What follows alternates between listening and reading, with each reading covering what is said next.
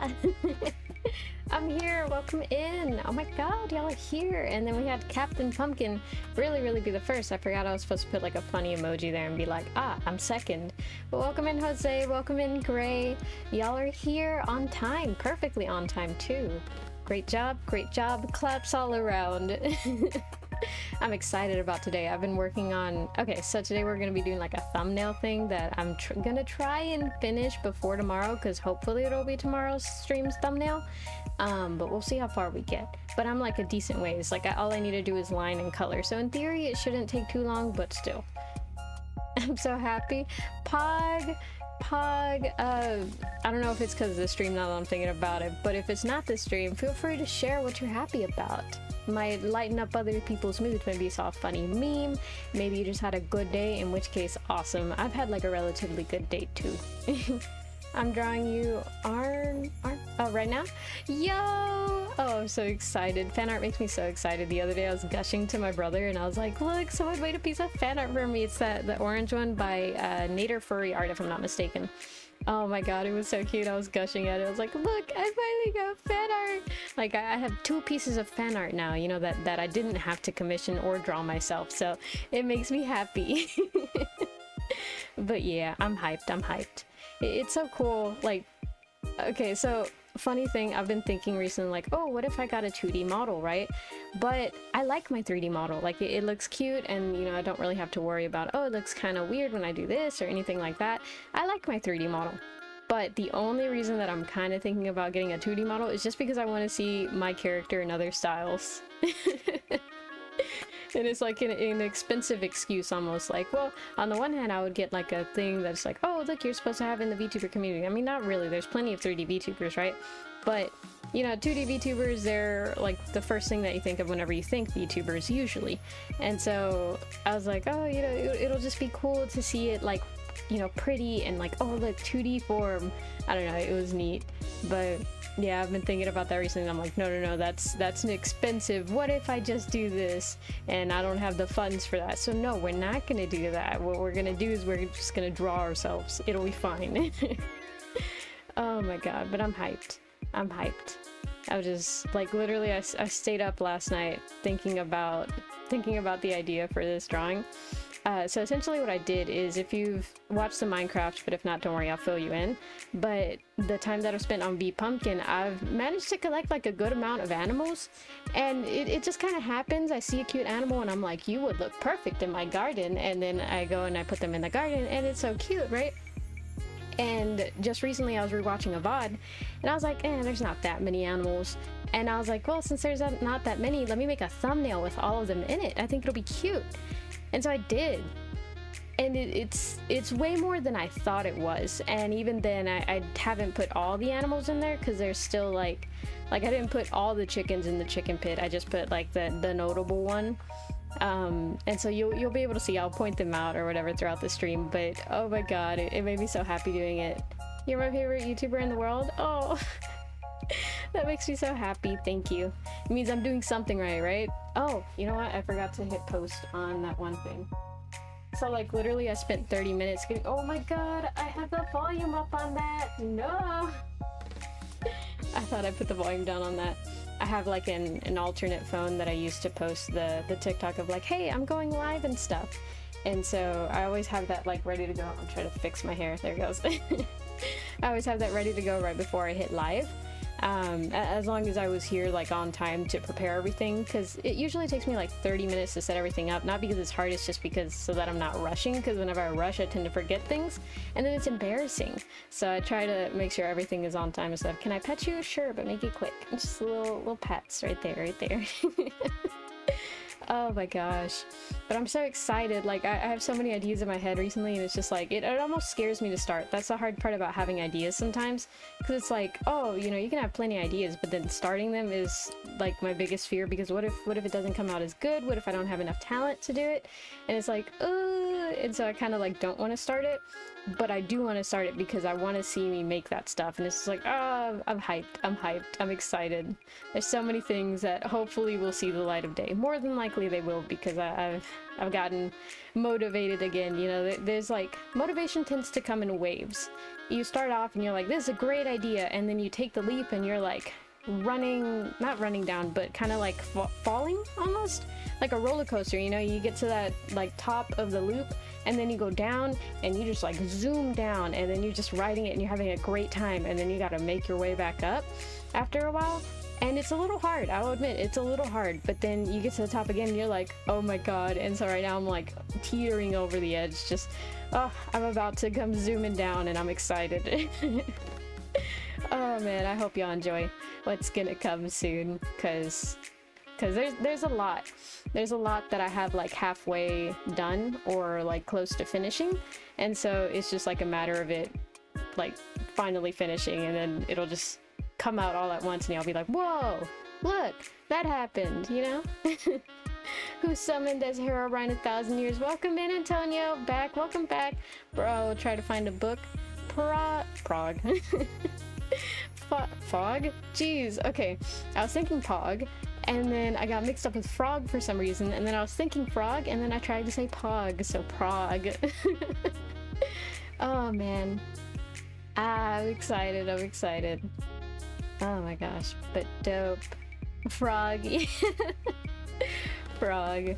Dude, like the other day I was telling my brother about my community, right? And so I was literally going through Discord, and I was like, I know them, and it makes me so happy because it's like I know people now, like I know these little facts about them, and it's just like, you know, I'm learning, I have memory, you know, like if I can point you out and remember you. Like, for example, I recognize Jose's been in a couple of my streams. I recognize Gray, they've been in a couple of my streams. I recognize Antonio because he's been there like almost since day one, you know? I recognize you guys, and it's just like, oh, it makes me happy, you know? Because I don't tend to recognize a lot. I tend to know, oh, well, I think I've seen them at some point, but I recognize a lot of people now, and I'm just like, oh my gosh, it makes me happy. Oh my god. Oh, I should totally make art of you one day. You have such a cool model. Oh, thank you. Sometimes I worry that I made my model too simple, but the whole like idea behind it, aside from, you know, kind of incorporating some of my favorite colors, and you can see it's like more monochromatic to make it easier. The whole point is to make it easy to draw. And so it's a relatively simple model. You know, you got the top, you got the heart. I put a lot more details in really the face, but honestly, like it has a pretty, what's it called, distinct haircut, to where it looks like the kind of, if it didn't have the ears, right, if Paprika didn't have ears, the little side poofs would kind of read as ears, so it's like double ears, and it gives that like unique thing to the silhouette. And so it's really neat. And then the rest of the model is kind of simple. The silhouette doesn't really give much away, but the design is kind of asymmetrical, and it does have some interesting elements, but they're also not hard to draw. And that was my main goal with the model, to make it look nice, make it look cute, make it look interesting, but not hard to draw, because I want to see fan art. As an artist who likes doing fan art and who has seen like a ton of great fan art, I want to have that, you know? And one of the hardest things about doing fan art is that a majority of it won't see the light of day if the model is too complicated. As much as cool designs are with like little things here and there, if it's too much, artists aren't going to draw that, and it's going to be harder, and it's going to discourage a lot of artists, even beginners, especially beginner ones, to not finish the process. And so I wanted to make mine as easy as possible to make. And so now I'm like happy to say that I can draw it in like under a minute.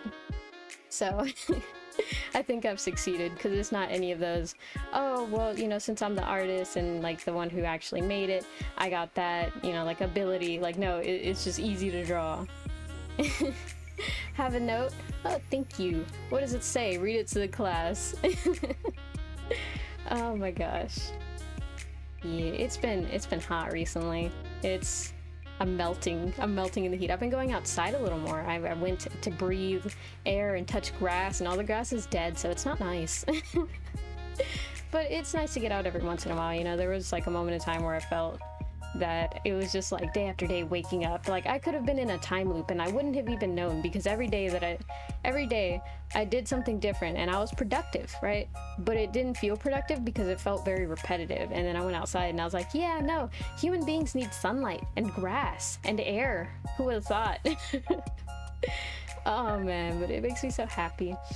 Just life in general. Just recently I've been like, I'm looking forward to the future and it makes me excited. It's scary being in the present, you know? As much as I say like enjoy the present, it is important to enjoy the present, but it's also good to be cautious about the future and try and make sure you're headed towards the future that you want to have. And just like, I don't know how I'm gonna get there yet, but like, it's just, you know, I know what I want and I have like a pretty clear picture of it, so I'm just excited for it, you know? So goddamn hot, for real. I was like melting. I have like at one point my thighs got sunburned because I was driving for so long. I don't drive that far, right? And I don't drive that long, but when I do drive, it's hot and it's far, so I don't do it often, but when I do, there's remnants of me driving. Hola, welcome in, Stitch Girl. Hola, buenavenidos. Buenvenidos, right? Man, I need to, like, whenever I first started streaming, I was better at my Spanish because I was using it a lot more often with the job that I had, but I no longer have that job. So I feel like my Spanish skills have really, like, plummeted, and it makes me kind of anxious because it's like, no, my bilingualness. Be right back. Okay. Oh my god, there was this company that I kind of want to try out for, right? And I can't say too much, right? Because they're a very like secretive company, kind of. But they released auditions in a language that I know, but not that well. And so I was like, dang it, I should have learned that language like a while ago. Then I could have tried out for that audition. But it's fine. It's fine. You know, I'm sure I'll get my shot at some point when it needs to come. You know, I have faith that life will give me stuff when it needs to happen. And maybe it's not exactly when I want it, but usually stuff has worked out. So I just gotta hope for the best, prepare for the worst, you know? Girl, I say to Siri, how do you say thank you in Spanish? Oh my god.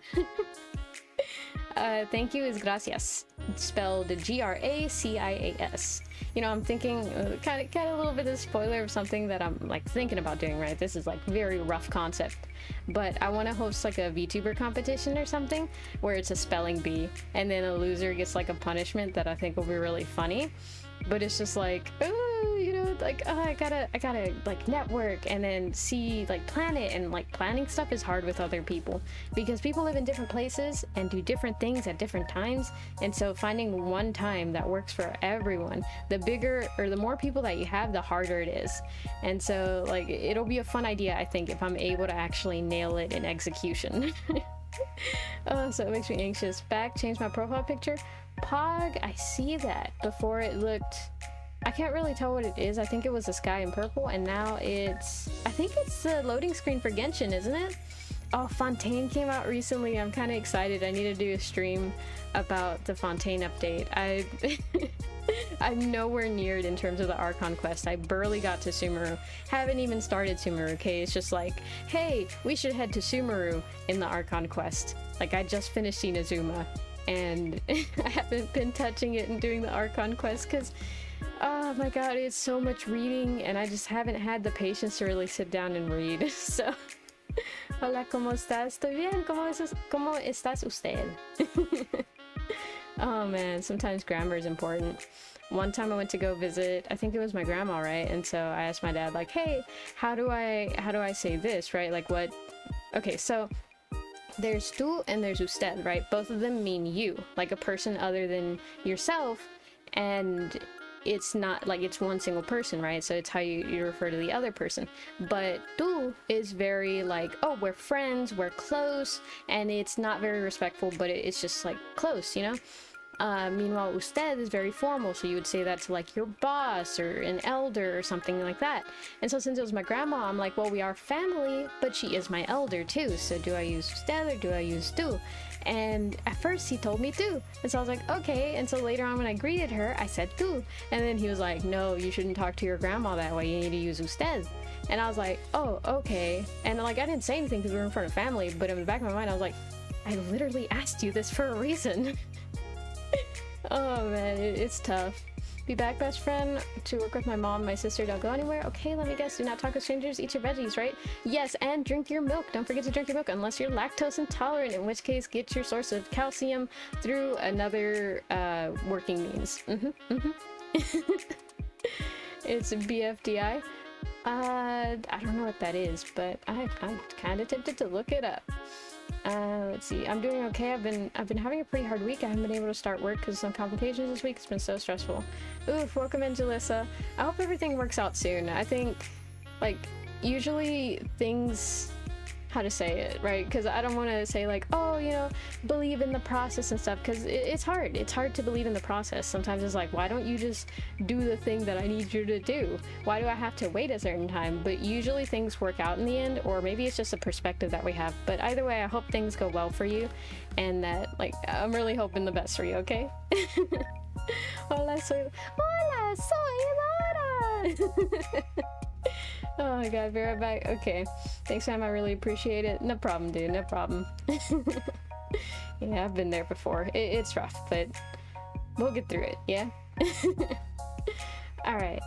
It is that time. 7:15. Chatting is over. And now y'all get to see the thing that I've been working on. It doesn't look like much, but it did take me a little bit. I was running errands, and in between the errands that I was running, because I was mainly like part of the background, this is what I was working on. Look at it.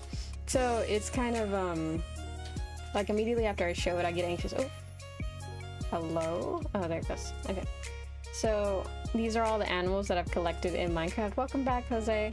And so you see the pig that I recently added, the 2 ferrets right here. I don't know if y'all can see my mouse. I think y'all kind of can. Actually, I can show y'all the cool thing that I have. So check it out. Look, I could always do this, but I feel like it gets in the way, so I don't use it a lot. But right here we have the pig that I recently got, and then this is one of the ferrets. This is the second ferret that I'm like petting. I thought it was really cute. These are the 2 wolves that I brought back recently. The 2 doggos. Little doggos. Oh, and there we go. And then this is the original dog, who I named Pepper, who I think was an accurate prediction of what y'all are going to be named. I'm going to wait till the end of the week to announce it, but it's safe to say that the votes are heavily in favor of that name. I changed my profile picture, Pog me IRL, to... That's like an emotional roller coaster right there. Hi, this is me. Welcome in, Shadow Zelda. I feel like it's been a while since I've seen you. Welcome back. Boy. And then we got Merlin up here. And then the other Robin that I brought them that I don't think I ever named. And then we got the raccoon right here. Very cute, like the apple, because I always give them apples. That is really cute. And then we got, I think it's Bill and Nye, the chicken and the duck, who I thought was really cute. You know, I wanted to include them, of course. And then we got the thief. I think I literally named him Thief at the end. And then the squirrel that they live with, and I thought it was really cute. They'd have like a rivalry or stuff, and they're fighting over a cookie. I thought it was really cute. So yeah. That's what I've been working on, and hopefully if I finish it, it'll be the thumbnail for tomorrow's stream, because tomorrow I think is a Minecraft stream. Let me fact check that, because I never actually fact checked it, and I probably should have done that like a while ago. Let me hide the arm, go around. Where's my mouse? See, now I have like 3 monitors. Well, just because I have like the tablet plugged in, right? It counts as like a 3rd monitor, but I couldn't find the thing. Let me see. Let me check the schedule really quick. Consult with the elders and stuff. Let's see, tomorrow's stream? Yeah, tomorrow is a Minecraft stream. I was correct. I had like my whole week planned ahead in my mind. I like it, Pog. Have you seen the new FNAF movie trailer? I have not, but it's about to come out, right? It comes out, I think, September 27th. That's the date that I have ringing in my head, but I don't know if that's actually accurate. Let's see. No, okay, be right back. Dang. Okay. Okay, be safe, drink your milk, eat your vegetables, and don't talk to strangers, or at least try and use your best judgment. I'm getting so good with remembering that. I'm like proud of myself. Because it's difficult. It's difficult remembering. Okay, let's see if I can get this size accurate. Because originally I was doing this on my iPad, but then my iPad was at 12% by the time I got home.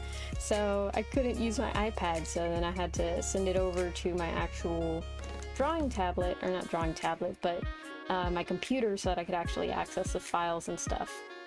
That's the good thing about most drawing programs. They allow you to export in files that you can open in the other one and still save all the layer data and stuff. So it was great. I was able to access everything. Didn't need a restart or anything. So I definitely would not be working on this if I had to restart.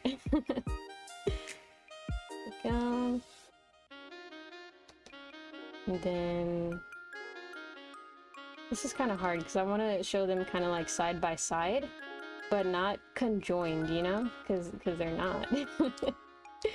And so it's hard to really sell that kind of look. They're right next to each other without fully knowing perspective and stuff. And I kind of know perspective. I kind of get it. I have a rough understanding of it, but like it stops at a certain point, and I think you can tell. I couldn't join stream because my headphone broke. Oh no, I've gotten used to not having headphones, so I'm here without my headphones. Yo, welcome back. I hope you get new headphones soon, because I was gonna say at first, like, I hope they get better, but that's not how technology works whenever it breaks. Oh man, I felt that though. The other day, not really the other day, well, the other day I found out that a different pair of headphones that I was not gonna talk about initially, but I found out that the cable, not really the cable, it's just like the part that hooks on the ear, it's like breaking, and I just hope that doesn't actually affect the hardware of it, because I love those headphones. I've had those for like a decent amount of years, and I don't want to say bye to them because they're good headphones. They're like Bluetooth one and they hook in the ears, and it's just like, it's so convenient to have those, you know? And so if those break, that would mean I would be down to like 2 pairs of Bluetooth headphones that aren't the actual over-the-head ones. So I guess they're called earbuds, but they're not just the little buds, you know, they're like with the actual wire and stuff. So I just don't want to say goodbye to them, because what I like to do is whenever one runs out of battery, I switch. Oops. No! Dang it! I'm on the wrong layer! No! Dang it. Okay. Okay, I've got no choice. I've got no choice. Oh, that hurt. That hurt me so much. Okay, right here. It's okay. It's okay. We can always just do it again. It'll be fine. Welcome back. Have you seen the new Five Nights at Freddy movie trailer? If so, what are your feelings about it? I've not seen it. I think it's gonna come out September 27th, right? I remember having a friend who told me about it, and they were like, oh, well, you know where I'm gonna be on the 27th. Or maybe it's October. What month are we in? Are we in September?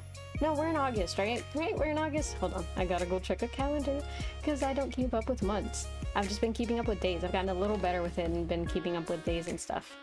There we go, October 27th. Oh, it comes out October 27th. Gotcha. I got the date right, but not the month. So, you know, like 50% there. But no, I have not seen it. I am kind of interested in seeing it though.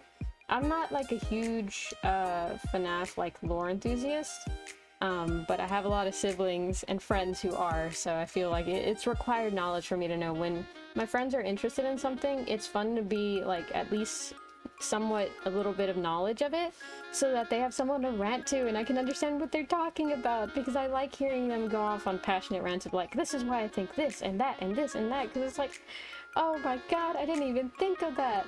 Because, you know, obviously I didn't invest that much time into it, but it's just exciting to hear, you know? I'm gonna watch another video. Bye. Bye! Hi there. I'm gonna go see the FNAF movie. Yo! Nice, nice. I hope y'all enjoy it. Hope it's a good movie. I mean, I'm sure it will be, right? I wonder how they're really gonna play it, because if it's based off the initial story, it's not really made for really cinematic views. They kind of beefed it up a little more with the security breach and stuff to have more of like a cinematic plot and stuff, but the initial ones, it was all like based off the lore. Like you really had to look. It was, I think, initially made more for a game than an actual like story driven thing. So I'm excited to see how they take that direction. So it's really impressive to be able to like make it to where a franchise is so big that, especially a game one that was like started off as indie development, like it's not from a AAA studio. So it's interesting that it's like it has a movie, it's coming out, you know. It's exciting because that doesn't really happen often. So I'm proud of them. They're doing good. They're doing something good, right? If they made it that far. So yeah, very, very exciting. It could also mean, like, it could also pave the way for future games, future franchises. I don't know if that's really the direction that game should be taking, because it really just depends on how they're going to treat the source material, you know? If they just kind of go for something like a quick cash grab, I'm not a big fan of that. I want them to, like, to be actually passionate about that project, you know? I'm back, sorry. No worries, no worries.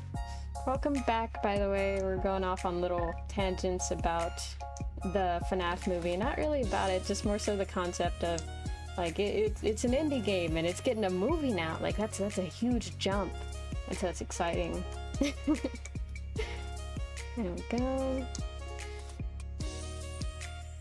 And so what else is new? What else has been happening? Ah, have y'all seen on Twitter? I don't know if y'all been on Twitter recently, but y'all know those, like, those kind of like grabs? Because it's like a cash grab, but it's for likes. And they'll be like, oh, if you like it, this emoji appears, right? Or this cool animation appears. And it's never worked. And I've always fallen for those because I'm like, I want to see it. I want to see the animation. And I continuously like and unlike, because I'm like, maybe I'm missing it.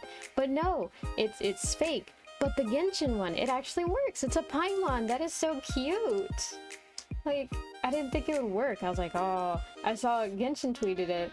And I was like, oh, Genshin, you're not gonna trick me. I'm falling for so many of those. I'm so smart now. You're not gonna get like a random like from me just by saying that. And then there was another artist that I saw that posted something, and they were like it was fan art, and then they were like, oh yeah, also if you like it, you'll see this. And I'm like, oh, well, I don't really care about the like thing, but I do like your fan art, so I'm gonna like it anyways. And then I saw Paimon. It was so cute. Or it was just scams. Cool. Yeah.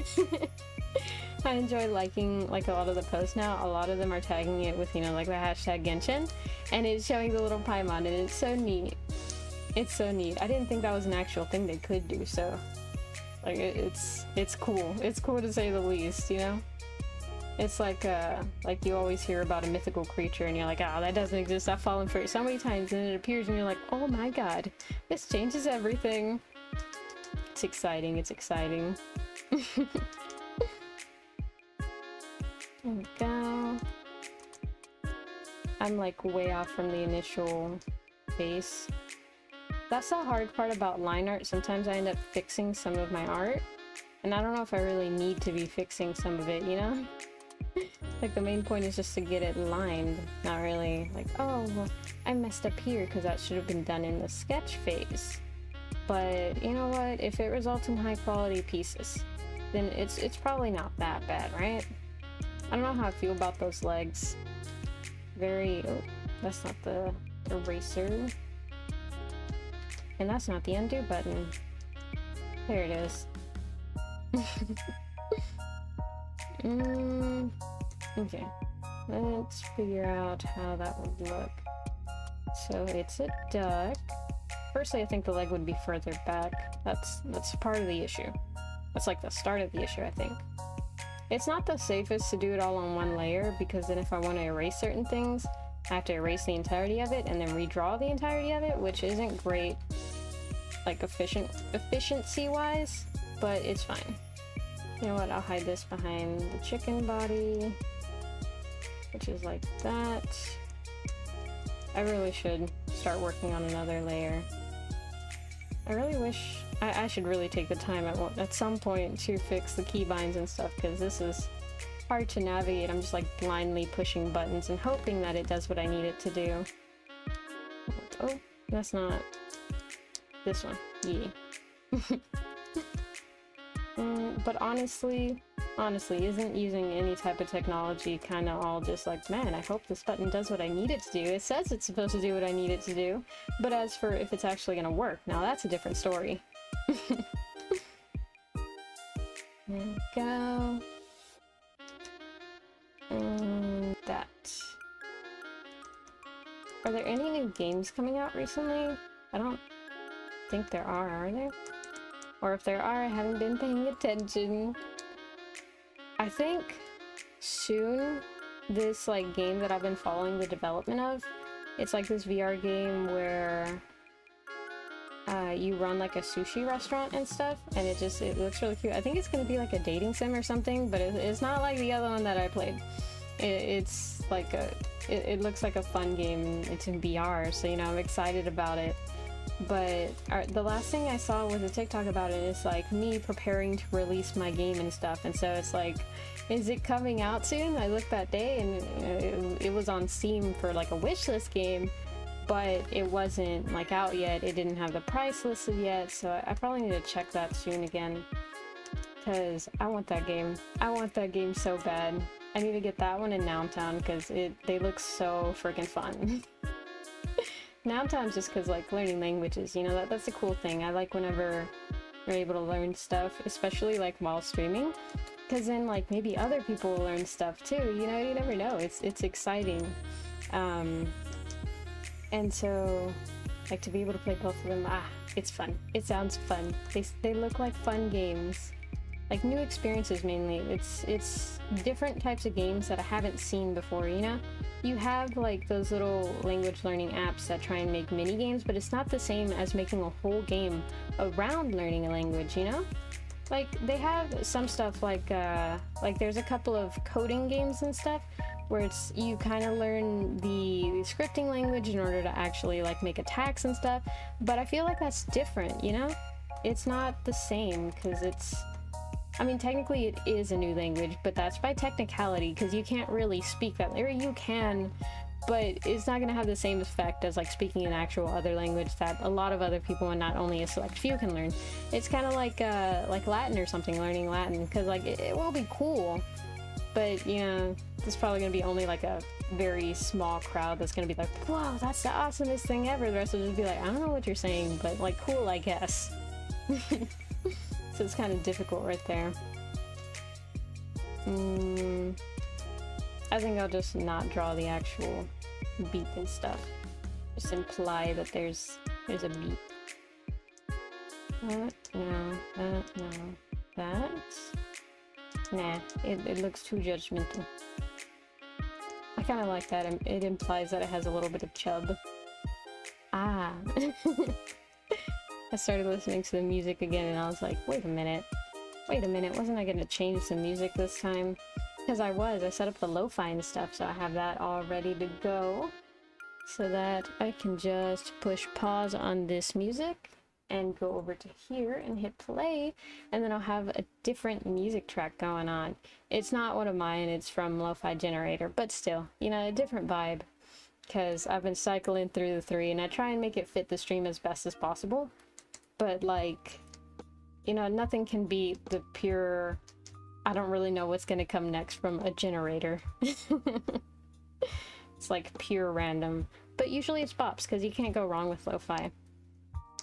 I have heard at one point though that somebody was like, oh, you hide behind lo-fi, you use it whenever you're like anxious about your music taste. And like, yeah, kind of, but also I still don't know how music really works. I've learned how to do it on Twitch, like not actually, like I think I could navigate how to do it on Twitch to make it to where I could play music on stream without like the VOD hearing, and then I wouldn't get bonked. But they don't have a way to do that on YouTube, and as you know, as you probably know, I stream on YouTube. So the knowledge on Twitch is kind of useless to me. But there's just like a plethora of knowledge on how to do it there, and I always end up watching it so that I know the terms and stuff and how to really refer to it to see if that's available on YouTube, and the majority of times it's not, so it really sucks. Wait, why did YouTube change their logo to the fancy? Your drawing is amazing. Thank you. I get anxious about it sometimes, and I worry that I'm not that great. So your comment means a lot.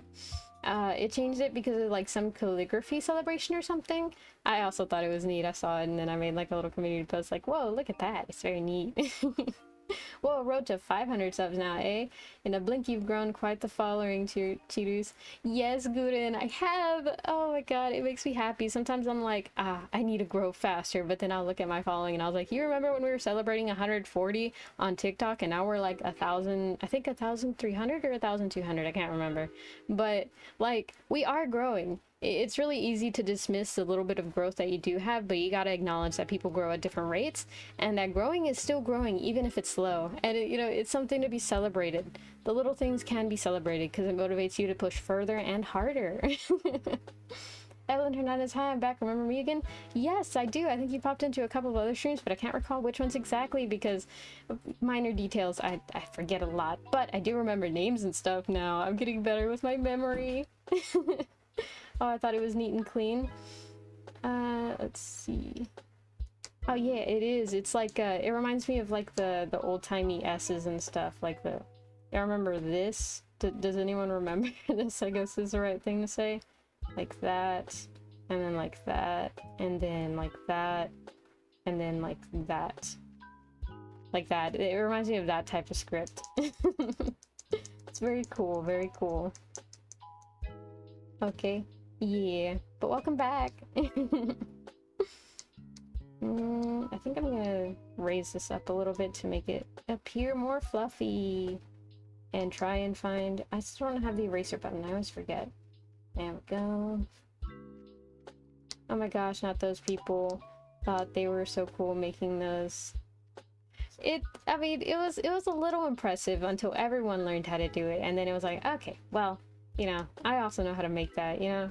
It's kind of like well, I don't know, do people still know how to make paper airplanes? Can I hear in the chat, do you know how to make a paper airplane? And I'm talking about the like regular, it starts off with like a 9x11 sheet of paper. That's a horrible sheet of paper. Get a refund if you get a sheet of paper that looks like that. But you know, just regular long portrait paper, like letter size paper, and then you fold it into like a paper airplane that looks kind of like this, but also I don't really know what a paper airplane looks like.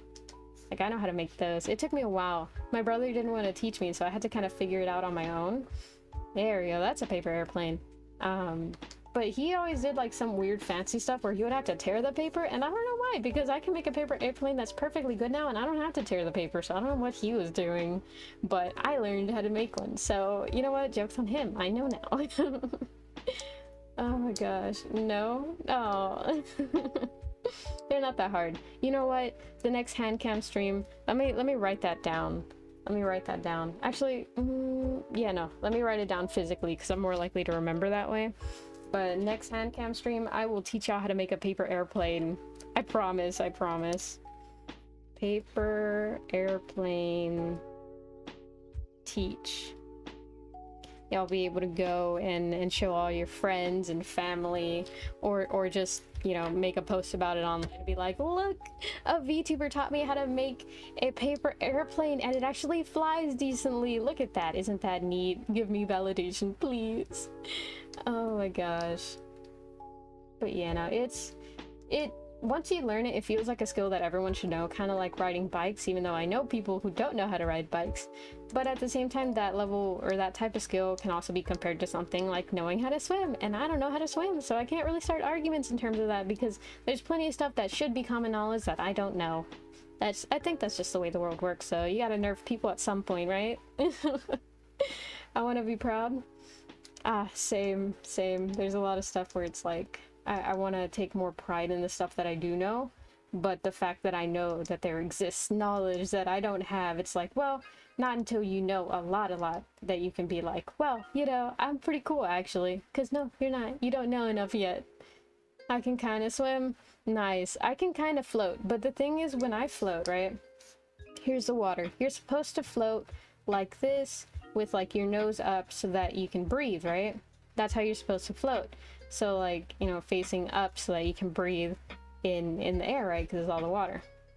How I float is kind of similar, except completely wrong. I float with my nose underwater. And as you know, you can't breathe underwater.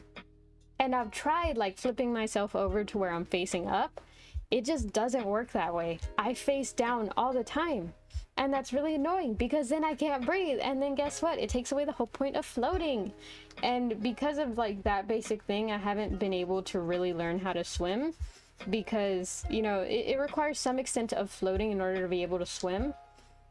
And like maybe it's the hand coordination, maybe I just don't have enough coordination yet, but I have not been able to swim successfully. I always like sink immediately, and no matter how much I paddle, I just go further and further down. The only kind of way that I can swim is underwater, but you know, when you can't breathe underwater, it kind of defeats the purpose of being able to swim.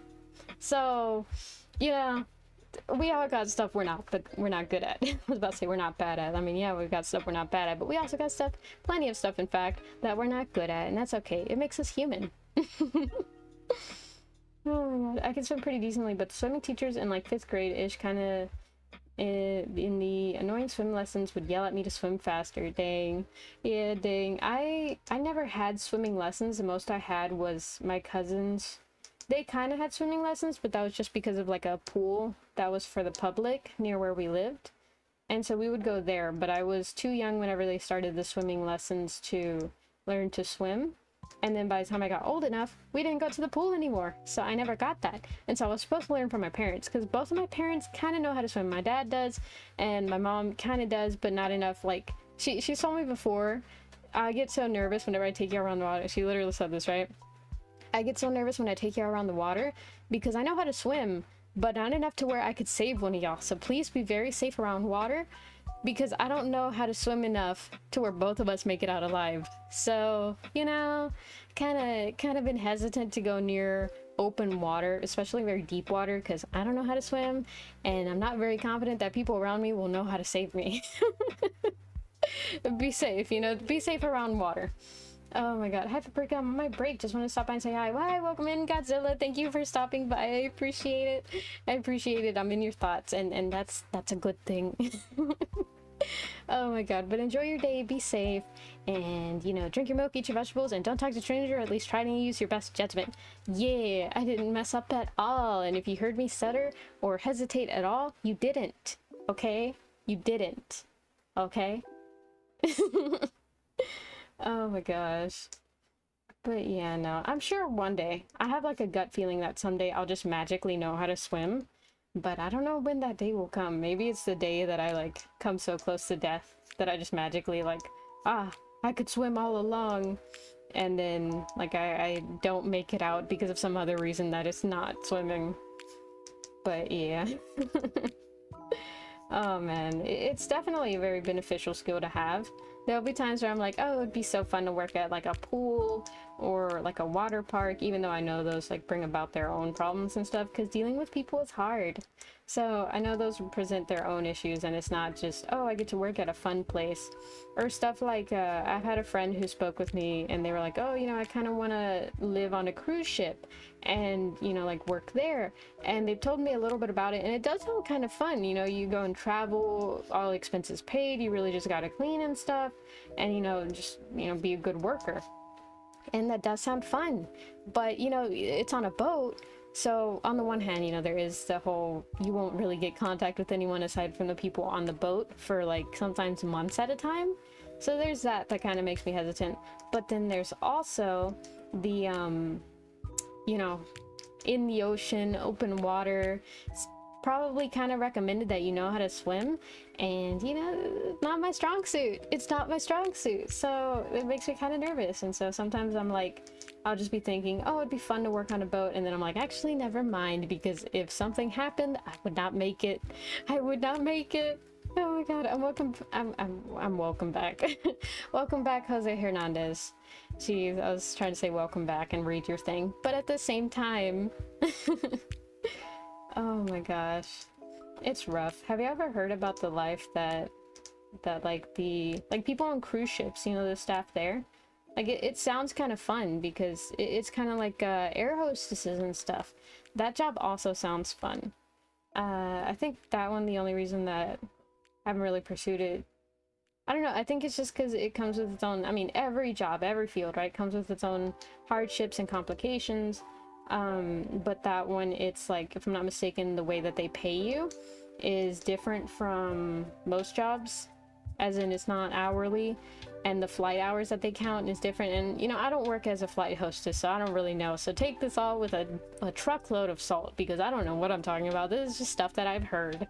But they pay you in flight hours, and flight hours are just the hours you're in the sky. So the time that you spend waiting in terminals and helping with other stuff, that you don't get paid for. And that kind of sounds like, I'm sure it's a very rewarding job in and of itself, but it does sound like a lot of work for, like, it pays good. It does pay good from what I've heard, but I don't know, it makes me kind of cautious to enter that type of field, you know? And then also, like, a lot of the flight crew tends to know each other, and so you gotta hope that all the people there kind of like you, because if not, it just makes for, like, a not very fun work experience. Let's see. I'm Arn. I don't know what that means, but that sounds fun. Draw a little girl. I'm not taking draw requests right now, but you know what? No one's watching, so we'll just... Little girl. We'll do pigtails. There we go. Little girl. Drawn. I know. I'm a great artist. I know. You don't need to thank me. I know. Oh my gosh. Okay. Continuing on. Raccoon. Raccoon. I smell food. I'm hungry. Oh my god. Ew, actually, when I said that, I got flashbacks to, like, the NPC lives, but I genuinely smell food. I think my dad's cooking right now, and it made me hungry. I think he's making sopa de fideo. Oh my god, that's, like, literally my favorite. So, for those who don't know, or don't speak Spanish, right? Fideo is, I think it's just vermicelli pasta, and it's usually made with this kind of, we call it sopa, and it's just this kind of like tomato-esque, like usually onion tomato flavor, like broth, I guess, kind of, not really. And it's served with a variety of dishes, but how we usually eat it in our household is we eat it with like beans and tortillas, or just something like that, or sometimes just by itself. Sometimes we add corn into it. Like it just depends on the day, but it smacks so much, and it's literally one of my favorite dishes. To not to think about it too much, because it really is one of those comfort foods that, like, on a very bad day, that brightens the hell out of me. And so vermicelli essentially with corn, that literally hits. Like that's a cold day food, right? But on a warm day, wait, no, yeah, no, kind of, yeah. Okay, I'm kind of dumb. I was gonna say, oh, on a cold day, and then I was gonna bring up another dish that I really like, but that's also a warm dish, so it kind of doesn't make sense. But the other dish that I was gonna talk about was gonna be, what is it? Arroz con leche. Arroz con leche, that's what it is, which just translates to rice and milk. Jeez, I can talk. And I'll tell you about that in a little bit, but do I have a cat or a dog? I have 2 cats. Just that. Oh my god, two cats and a little voice in my head that I also have to take care of, so it's fun. It's fun. It's never a quiet day in the household. Oh my god, but arroz con leche is essentially, it's exactly what it sounds like, but it's not just we eat cooked rice. Well, it is cooked rice, right? It's not uncooked rice in kind of like cereal format. It's not that. It's just cooked rice, but it's not cooked like just boiled rice and then milk, right? You kind of boil the rice inside the milk and add cinnamon, and it sounds kind of like, that sounds kind of weird, because when we think of rice, it's especially white rice, right? Like, it's white rice.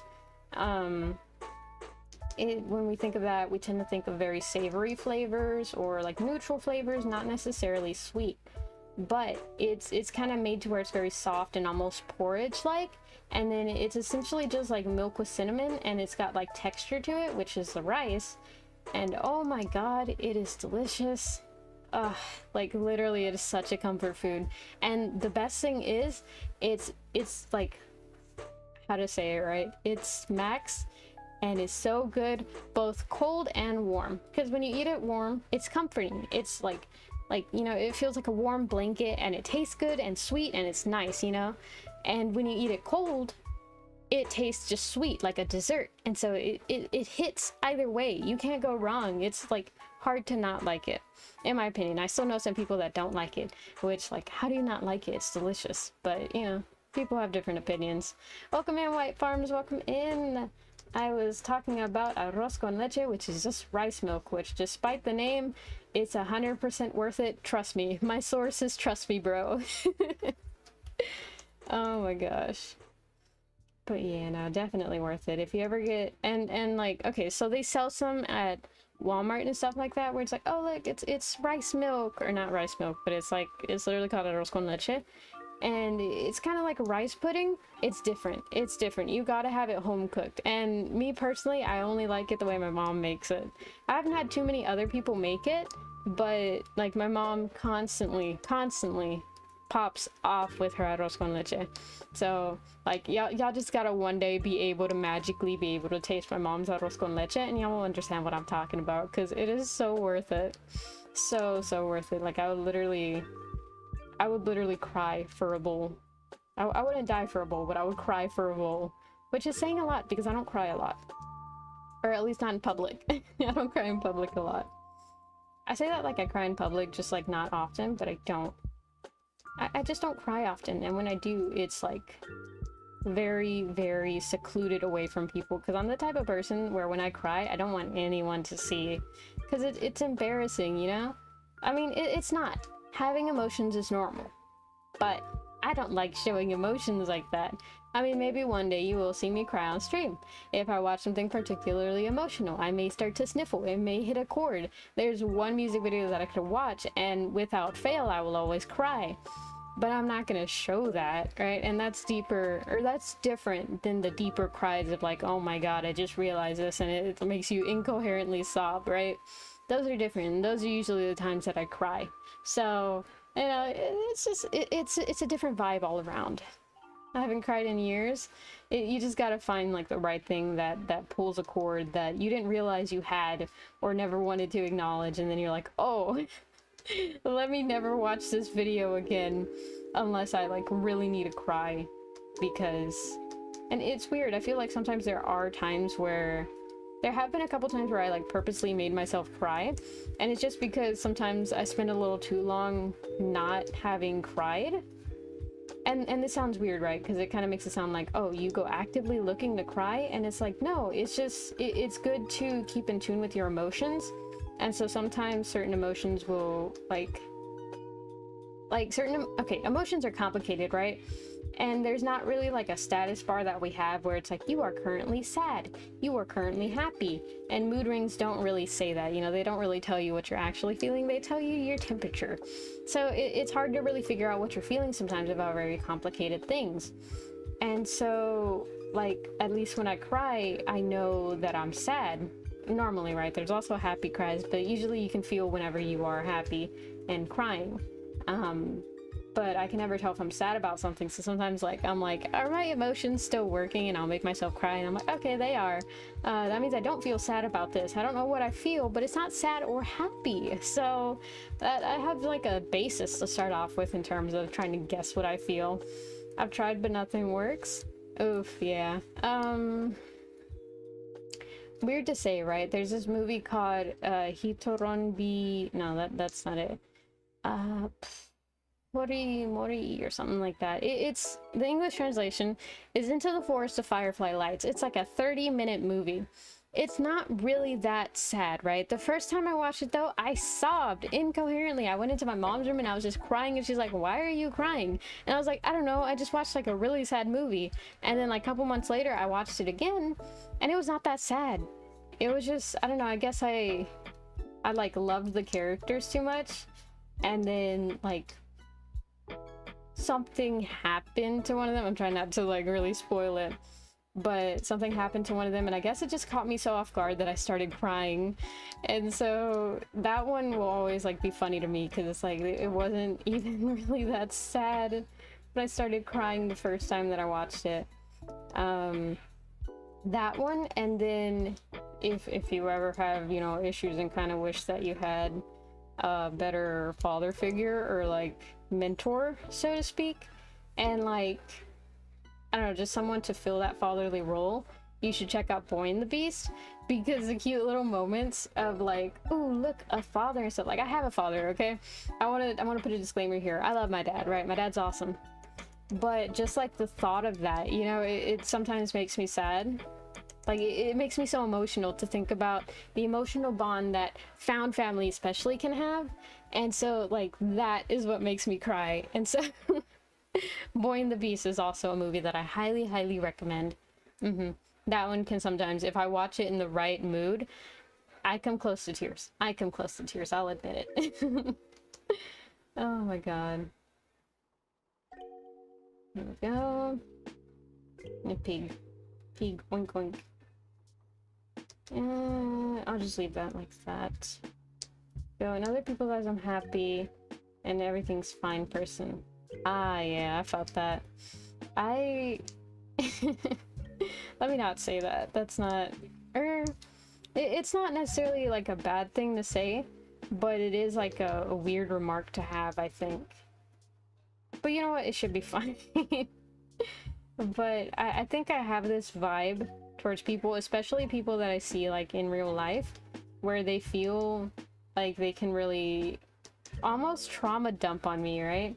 And I don't really mind. I know, like I'm emotionally intelligent enough, and I don't mean this to be in a narcissistic way, but I'm emotionally intelligent enough to not really, or to know deeply that I don't have control over what they do, over their life, so it's not really a reason for me to be stressing about it, and I'm able to just think that and then not really stress about it. Sometimes I feel bad, but I have to remind myself, like, I can't do anything about this person's situation. It's their life. They have to decide how to proceed. At best, I can say, well, I personally would do this, but I can never control what they do, right? So there's that. But I've always, not always, or a decent amount of times, I'm not a stranger to having people kind of like tell me about their life, and it's like if you were to know the person that I was in real life and like know deeply what that appears surface level to, you know, most people, or like people that know me in real life, it's not really someone who, looking at the qualifications that I do have, would make sense to give advice and stuff. But I've always been very like self-aware and stuff, and I pride myself in being able to learn from other people's mistakes.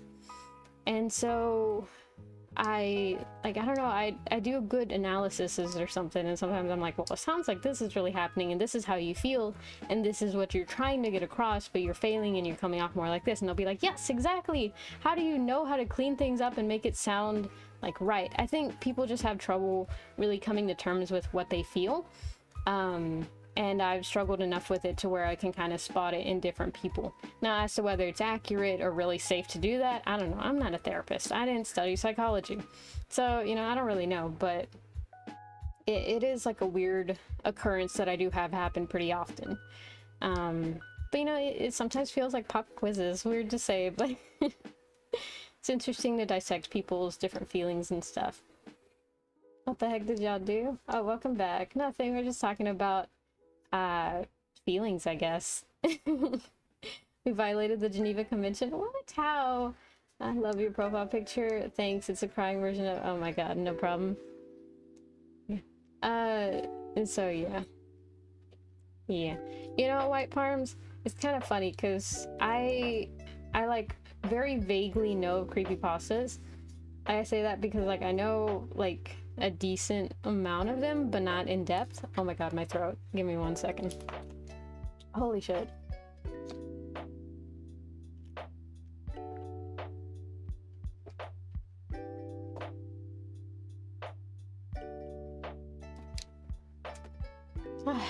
Oh my god.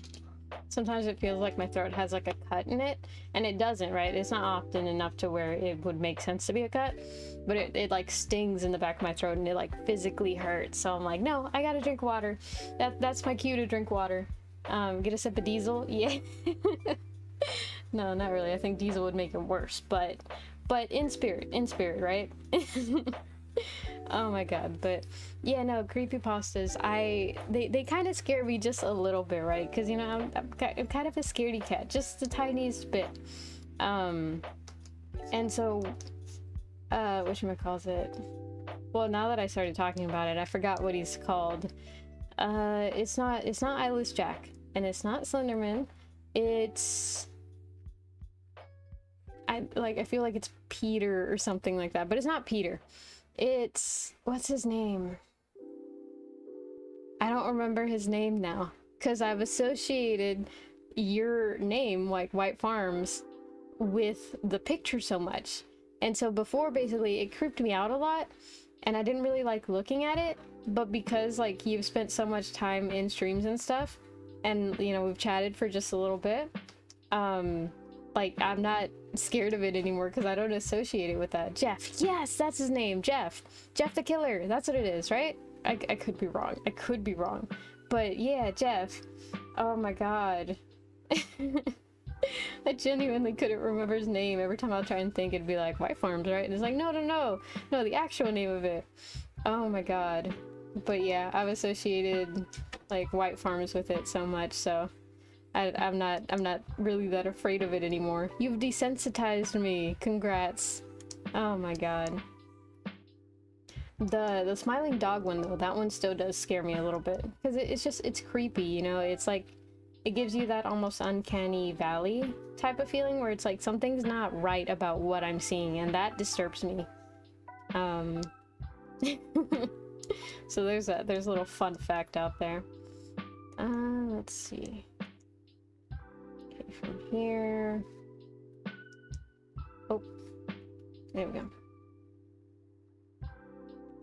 Right there. I'll go in and then go out through the little tush, little noodle tush. Gotta go, take care. You are correct, Pog. Okay, what is it? Yeah, I was about to say take your vitamins. If you do have vitamins to take, make sure to take them too. But drink your milk, eat your vegetables, don't talk to strangers, or at least try and use your best judgment. Oh man, it's always a mental workout whenever I gotta remember stuff. Bye, stay safe. You too. Bye. Oh my gosh. You know, funny thing about the way that I say bye, right? That's how I normally say my byes and stuff. And I didn't notice how consistent I was with it, even like the length of it. The length at which I say the byes are like pretty consistent. And so I noticed this whenever I would go to edit my stuff and stuff like that, like the shorts and stuff. The sticker for a while that says bye at the end that I tend to stick a lot, I didn't have to change the timing for it. I would literally just line it up to the end of the video and then it would work. And so that means that the byes that I would always say were timed exactly the same. And they were from different recordings, like it wasn't the same bye. And so that's really weird, you know? Like, it's interesting. It's almost like a weird little skill that I had that I didn't notice. And so it has changed a little bit. There have, like, it's not 100% exactly the same throughout all of them. But it is impressive that even some of them were matching up like that. Okay, I'm back from work, my best friend. Welcome back, Antonio. How are you? Did you have fun? Did you enjoy your day? Hope you're safe, you know, hope everything's good. There we go, and the tail. I kind of intersected the tail, so I don't know if I'm gonna be able to. Oof, I got the hiccups. No, I hate having hiccups. Let's hope it goes away. Let's hope it was just like a one-time deal. Because you know how sometimes you have hiccups that are just like one and done, and sometimes they stick around for way longer than they should, and it's so annoying. My hiccups tend to hurt. Like, not physically hurt, but they just get annoying and it's hard to breathe because they keep coming, and it's just like, why won't you go away? Welcome in, Nex. How are you? Welcome to the stream. I'm drawing. I'm trying to do tomorrow's thumbnail for tomorrow's stream, so let's hope everything works out. What did I miss? Nothing much. Talked about feelings, talked about movies. I think that was about it. You know, nothing too important. No heavy lore drop, so you're good. You're good. I think ferrets have like a little side poof. I hope they do. I feel like this one almost looks more like an otter than a ferret, but still really, really cute. I'm really proud of the way that I drew some of these animals. I feel like my art really has gotten better. And so, funny thing, right? One of my siblings was kind of pressuring me to miss stream today. They were like, oh, just cancel it, you know, hang out with us. Because I went over to their place to help them out with something, right? And so they know that I stream, And I told them like, oh no, I gotta be back home before 7 so that I can catch stream. And they were like, oh, but like, come on, you don't hang out with us often, hang out and stuff. And I was like, no, it's a Wednesday, oof, man, it's a Wednesday stream, and I don't like missing Wednesday streams. One, because, you know, it's good to have something consistent, right?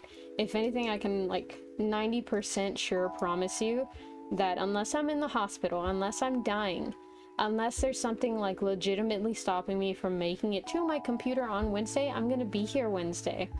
So, like, y'all can always be very guaranteed on Wednesday streams. Everything else kind of up in the air, as long as, you know, nothing goes wrong, I should make them. But Wednesday streams are like almost immovable, right? And this is one because it was like one of the most days that I could actually bear to stream whenever I was working a full-time job. So kind of like in memoriam of that. I don't think that's really the right usage of the word, but I'm going to use it there because, you know what, it doesn't matter. But that, and also I want to stay consistent and get better at drawing, and I have noticed improvement in how I'm able to actually draw and stuff. And so with that, there has to be regular practice, and once a week isn't a bad thing to strive for. So that's what I've been kind of doing with my Wednesday art streams. Boob erases B. Oh my god, it's Boo! Oh my god, I love those memes. I'm back. I was in the shower. Also changed my profile picture. Whoa, that's like the, I want to say 4th or 5th. I can't count that well, but I think it was like 3rd or 4th, I think is more accurate. But yeah, I can't really see what it now. I think it's a person, but I can't tell what exactly of. The profile pictures are so small that I can't really make out what a lot of them are, so sometimes I'll just be like, their profile picture is something purple, or something blue, or something orange, and like that's all I can really make out. Oh my god, it's hard to see. But yeah. I want to add more floof on this leg. Oh. There we go. And right here, no, right there. Yeah, that's kind of cute. Look how cute it is. He's like waiting for pets. It's so cute. I love like the little positions that I put them all in, because at first I was just kind of drawing them and like, oh, like I forgot I have this animal, so let me draw that in. Where would that really fit into the picture? And I think I kind of worked them all into where they each have a personality, and it's kind of dependent on how I acquired them or how I think they would really like act in terms of like animal characteristics. And it's really cute. Like I put maybe a little too much thought into it, but it's cute. It results in a cute piece. So I'm not what's it called? I'm not regretful. I don't regret it. Yeah, that's what I was thinking. Let's see. It's Kanao from Demon Slayer. Ah, gotcha. Cute. Dope though. And the tail, I think, is right there. There we go. Hey best friend, guess what? 2 more months until my birthday. I'm turning 21 years old. Pog! Let's see, you said 2 more months, so that's... We're in August, September, October. Oh yeah, I think you've told me before. It's October something, right? I can't remember what date exactly. I don't know if you want to give the date or not, but if I stream on that day, I'm gonna try and mark it on my calendar and make sure to tell you happy birthday. Oh my gosh. There's that. Yeah, it's not much, but I feel like having someone who will remember your birthday and sing you happy birthday is a nice thing to have. And so when I can be that person, I try and be that person, because it's nice to have that person, you know? There we go. Okay, I don't really like where the tail is. I think I want to move it further down. Actually, no. I think I like that position. I just need to fix the other stuff. I think I just don't like, not the swing arc of the tail, because it's not swinging, but rather, I guess the positioning and also the length, because this one's long, so this one should also be long. I don't know if ferrets really have that long of a tail. I know they have a tail, but I'm not sure how long it is. So, I should look it up. I think I'm probably gonna look it up, but in just a second. Because right now, I am so focused. I like like incorporating curves a lot into my works, because it makes the piece feel more organic, kind of, or just like nicer than it is, you know?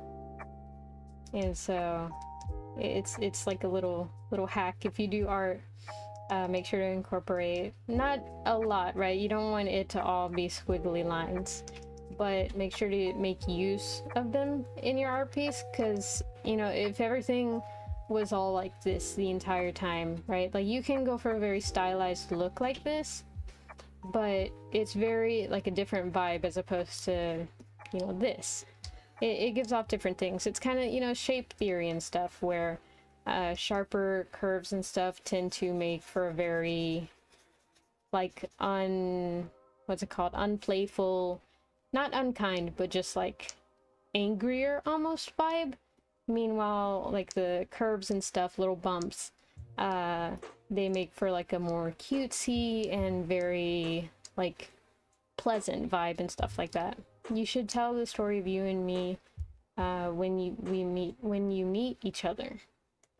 I don't know the story. I think you popped in one day and you were like, can we be friends? I think that was the first interaction we had. I could be wrong. I would have to actually go back into the past streams and see where it started, but I don't actually remember it from the top of my head. Honestly, the beginnings of a lot of things, I have like a lot of close friends in real life that I don't remember how I met them.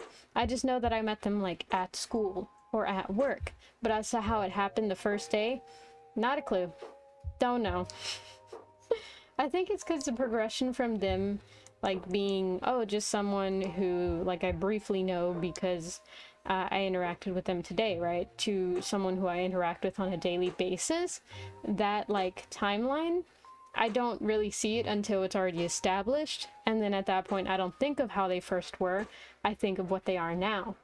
And, you know, past that, it's just like, oh, I met them a couple months ago, a couple years ago. I've known them since high school. As to what day exactly it first started, no clue. But, like, I know them from, you know, that. Oh my gosh. But yeah, it's a hassle. Do y'all tend to remember, like, okay, here's the thing. I sometimes worry that it's not like a normal person thing to not remember how you first met a person. But to be fair, like a lot of my friends that I have, they don't tend to remember stuff like that. And it's not really like, oh, I didn't care enough. Oh, thank you for subscribing, Nex. The little sound, I hooked it up to where I could hear it and stuff. And so sometimes it still catches me off guard. Oh my god. But yeah, no, I don't tend to remember stuff like that, and then neither do my friends. And it's not really like a, oh, I don't care enough to remember. It's literally just, I think it's the progression that kind of throws us off. We all have kind of issues with time blindness, and so we don't like really realize that time is passing until a lot of time has passed, and then we're like, oh, we've known each other for like years now. Isn't that nice? And so I wonder if a lot of people tend to remember, like you don't even have to respond, right? But just think for a moment. Your best friend, or the friend that you've known the longest, when was your very first interaction? Do you remember it? Do you remember it past the, I met them at this location, or I met them because of this conversation? Like, I have one friend who I met because there was this game that we were playing called Mystic Messenger, and if you know it, how are you doing today? Have you eaten? If you get it, you get it. If you don't worry about it. It's not that big of a deal. But they have a very distinct chime, because it's a game, right? It's a mobile app. And so it has a very distinct chime, and I was playing it over the summer, and my sleep schedule was horrible because of it. And this was like years ago, right? Whenever it came out and stuff. And so whenever school started back up, I uninstalled it because I was like, I have to focus on school. And I wasn't like a very academically inclined kid, but I knew that if I did bad and my grades reflected it, my parents would, you know, make it known that, hey, school is a priority. Don't forget that. And so like I uninstalled it so that I would really focus on school more. And then one day in one of my classes, a phone went off. and it had that chime that I knew from my time, you know, pouring days into it, waking up at 4 a.m. for like some of the events. Because the way the game works is that in real life, it's timed calls and chat sessions with like different love interests and stuff. And so you had to be awake and really make it to those calls or messaging things and make a certain amount in order to get different endings. And so, you know, if you had a time zone where it wasn't at like nighttime, great. I'm not in a time zone where it wasn't nighttime, so I was getting calls at like 4 a.m. with these non-existent people. And, you know, I'd be like, oh my god, they're calling me at this time, but I have to make it in order to get the good route. And so that went off in class, and yeah, me too, I forgot when we met each other, so yeah. Pog, I don't feel bad, I'm not the only one who forgot. But one day I'll scrub through all the footage and I'll see like the very first instance of you, and then I'll be able to actually remember it.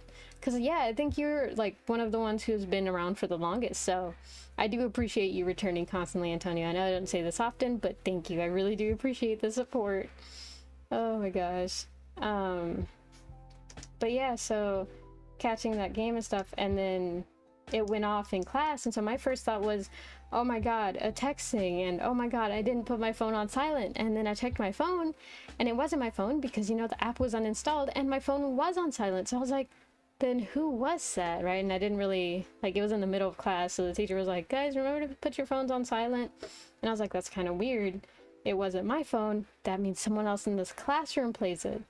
And it was some like detective work from there, because I was like, okay, it sounded like it came from that direction of the classroom.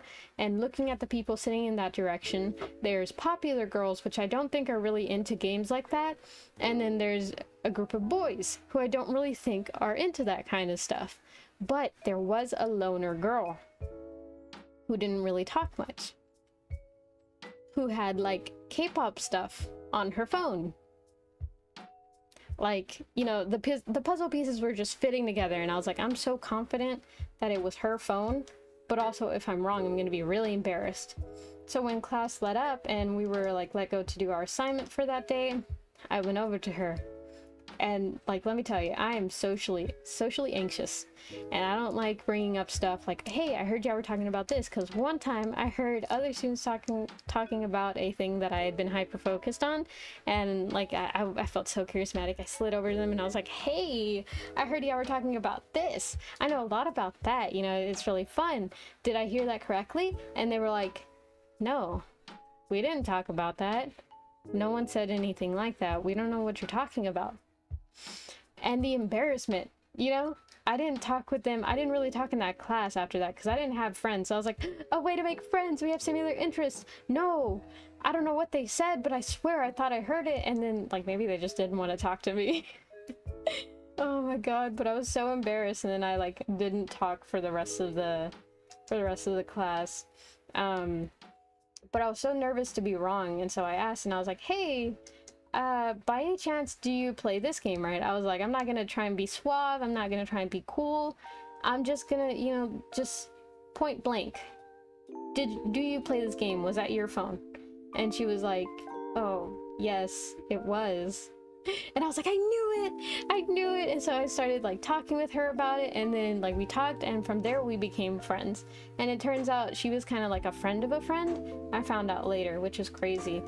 And just like the little group that I have now, like we still talk and stuff, and we know each other from high school. We were all like friends of friends, and it's just weird how we ended up as a group, because we were like all 3 friend circles worth of people in connections, as in like okay, so there's, in my friend group, right, there's like 4 of us, right? And so essentially we had like a friend that we knew who knew a friend, and that's how we knew. And maybe like those 3 people, usually it was like someone shared one person, and then like another one knew that person who knew that person, so it was kind of like that, I guess. Oops, that's not an eraser. And so going like that, you could follow a trail of people who knew us. And so it's really weird. We're like a very, like, before we even knew that we knew each other, we kind of had access to each other. But we didn't meet till like years later because of the weird like web of friends that we were we had to essentially go through before we met each other. And it's weird because like I think not to be like, oh, I'm the main character, but from what they tell me, I'm the reason that we all ended up talking and sticking together. And so it's very strange, you know? Like I don't think that it's really like, I didn't think my actions then were significant, but because of that I have friends who I still know and talk to this day, you know? And so that does make me feel a little cool, just a little bit. GG? Yeah, GG. Oh my gosh. But yeah, do y'all have any friends like that where y'all kind of caused the friend group or friend circle? Like it feels kind of cool, right? Like, ooh, I'm the reason that we're all here together. I'm not the main character, but you know, the main character.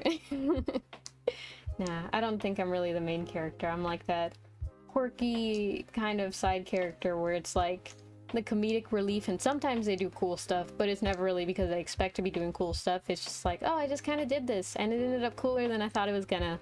So yeah, I guess I'm that comfy, quirky side character per se. Oh my gosh. It's cool though. It's cool. I like my role. I don't mind. I don't have to go through a lot if I'm not the main character. The main character always goes through a bunch of hardships and trials, and you know what? If I skirt by and still get to a happy ending, I'm okay with that. I'm okay with that. The hair would go in front of the ears, like that. Oh, that's not an eraser. I keep forgetting that I don't have an eraser button. It's frustrating, but I mean, technically it would save me time in the long run if I just keybinded something to it. But you know what? Sometimes we are stubborn and we like taking the longer road, so it's fine. It's fine. As long as we acknowledge that we're the reason that we're suffering, then at least we're owning up to our... Not really owning up to our mistakes, but we are self-aware. We are self-aware. And some credit has to be given when you are self-aware. Right there. Why can I not? Okay, I guess that's fine. I don't know what specifically, but I just thought of the Minecraft bee lamp, which firstly is really cute. If you haven't seen it, I think it's sold at like Target. I could be wrong, but it's so cute, right? And so I was thinking of that, and then it made me think of like Minecraft merchandise, and then it made me think of those water guns who, I don't know if they're new or if like I just saw them because I'd been going out and stuff, but it's like these like Minecraft themed water guns and stuff, and they're like the glowing squid, and so here's like the water squirter that's representative of them, right? And it doesn't really make sense in terms of what it does, because you would think like glowing squid, it has some type of, I don't know, like glowing liquid or something, you know, something that would make sense. But no, it's just kind of like very roughly themed around them, which like isn't it's because I was gonna say it isn't super cool, but it is super cool. I like it. I think that's a neat idea. I think whoever came up with that, you know, that's a neat idea. I want to own one, but I have no reason to own one, so I haven't bought one. But it is neat that they did that. Like that's a cool thing. I don't see that a lot. You know, there's not a lot of merchandise that's usable. There's stuff like plushies and stuff, and like, you know, the lamp is kind of usable, but not really in a fun way. And you can get toys of it, but usually they're not really usable. But water guns, I feel like they're more usable than regular toys. And, you know, that's commendable to be able to incorporate a design into like a product that can be more used by like a wider audience, you know? Like adults could buy that and not feel bad, or not really feel bad about buying it, but just like make use of it. Because, you know, it's one thing to buy like action figures and stuff, right? Because you're not going to get much use out of them other than, oh, they look cool, and maybe, you know, some people do actually play with them and stuff, but you need imagination to play with them and stuff, I feel. And so it's like very one note use case scenarios, right? Meanwhile, with something like a water gun, like you could bring that to parties and stuff and no one's gonna know, like, oh, you're a weeb. Oh, you're a nerd, you're into Minecraft, you know? It's not super in your face about it, and it's usable, which I think is really cool. And so yeah, I don't know, there's a mini rant about the water guns that I thought was neat. Yep, I have done it. A friend group, yep, that's me. Yeah, it's nice, right? It's a nice feeling. Oh my gosh. That one... Let's see. I think I've made like a decent amount of progress. I think I've lined like all the front animals. Let's see. I can go ahead and line this.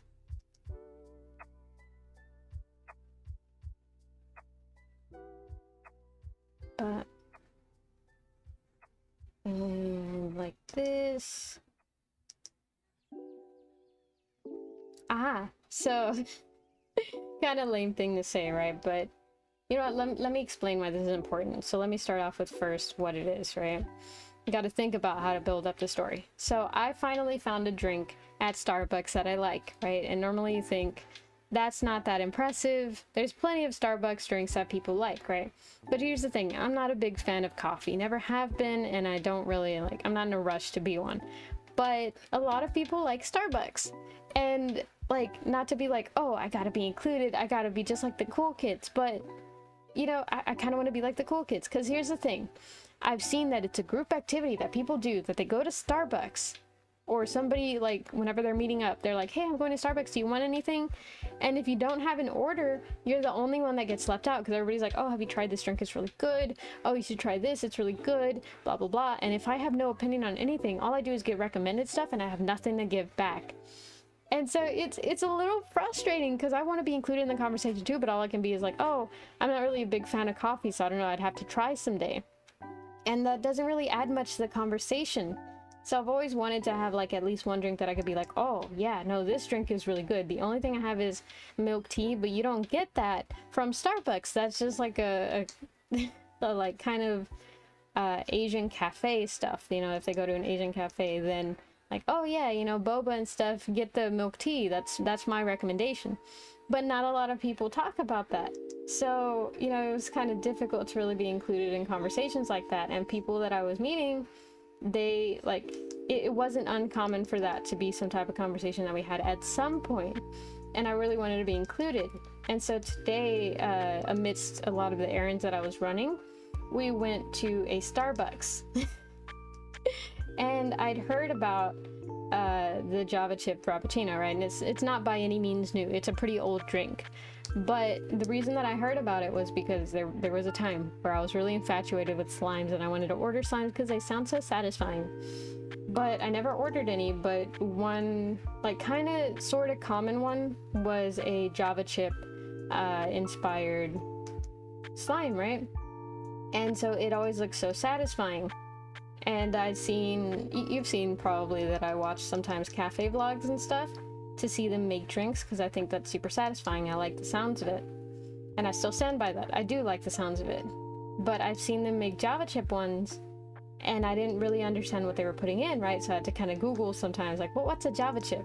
And if you don't know, congratulations, I'm here to teach you, because it took me way too long to figure this out. But Java chips, you ready? You ready? It's just chopped chocolate. That's all it is. I don't know why they call it Java chip, but it's not like a new ingredient. It's not something innovative. It's just chocolate. I'm a little upset because this took me like a while to learn, because, you know, I never asked, to be fair, but still, it's embarrassing, you know? And so I found that out recently, and then we went to a Starbucks today, and I was like, you know what? I heard about this. Let me try one, because I've never tried one. So I ordered one, and I got one for someone else who was also doing an errand with me, right? And we both tried it. And it was actually really good. And I was so proud of myself, like, oh, I finally found it, my Starbucks drink that I like. And literally in my head before I took a sip, I was like, if I don't like this one, I'm giving up on Starbucks. Because I'm tired of, you know, spending money on drinks that I think I'll like, and then I don't like them, because then it's a waste of money and it's a waste of food, you know? So I was like, no, this is like my last try. And I liked it. I was so happy.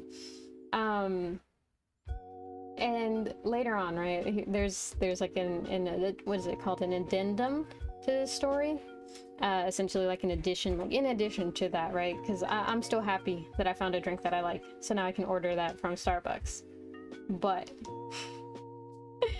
but I looked up how to make it, right? Because there was like copycat recipes online, right? So I looked it up to see kind of what's in the drink. It's essentially just chocolate milk. It's just coffee chocolate milk. That's all it is. It's like chocolate syrup and chopped chocolate and milk. And like some coffee, I think it's like cold brew. But that's just, it's just coffee and chocolate milk with chocolate inside. And if you've seen a short that I released not too long ago, you know that I like chocolate milk. So technically nothing has changed. I've grown not an inch, you know, like it's still, I like chocolate milk. Like that's it. That's all it is. It's just chocolate milk. But it is something that I can order from Starbucks without feeling like a child. Because, you know, if I go and order, can I get a Java chip frappuccino? I sound so professional, so elegant, so like, you know, I'm tall and I'm awesome and I'm elegant. And if I go there and I order, can I get a chocolate milk, please? I sound little and small and childish, and like, it's fine, right? At the end of the day, I don't care. I'll still order chocolate milk. I really don't care. But I want to feel elegant too sometimes. So, you know, I'm happy. I'm happy that this has occurred. Because at least now I can appear to be elegant and suave and so mature and cool. And now I can fit in with all the other people and have like some type of thing to say whenever the dreaded, oh, what's your favorite Starbucks? Or, oh, what do you want to get from Starbucks? Now I can be like, can I get a Java chip frappuccino and not sound like a child?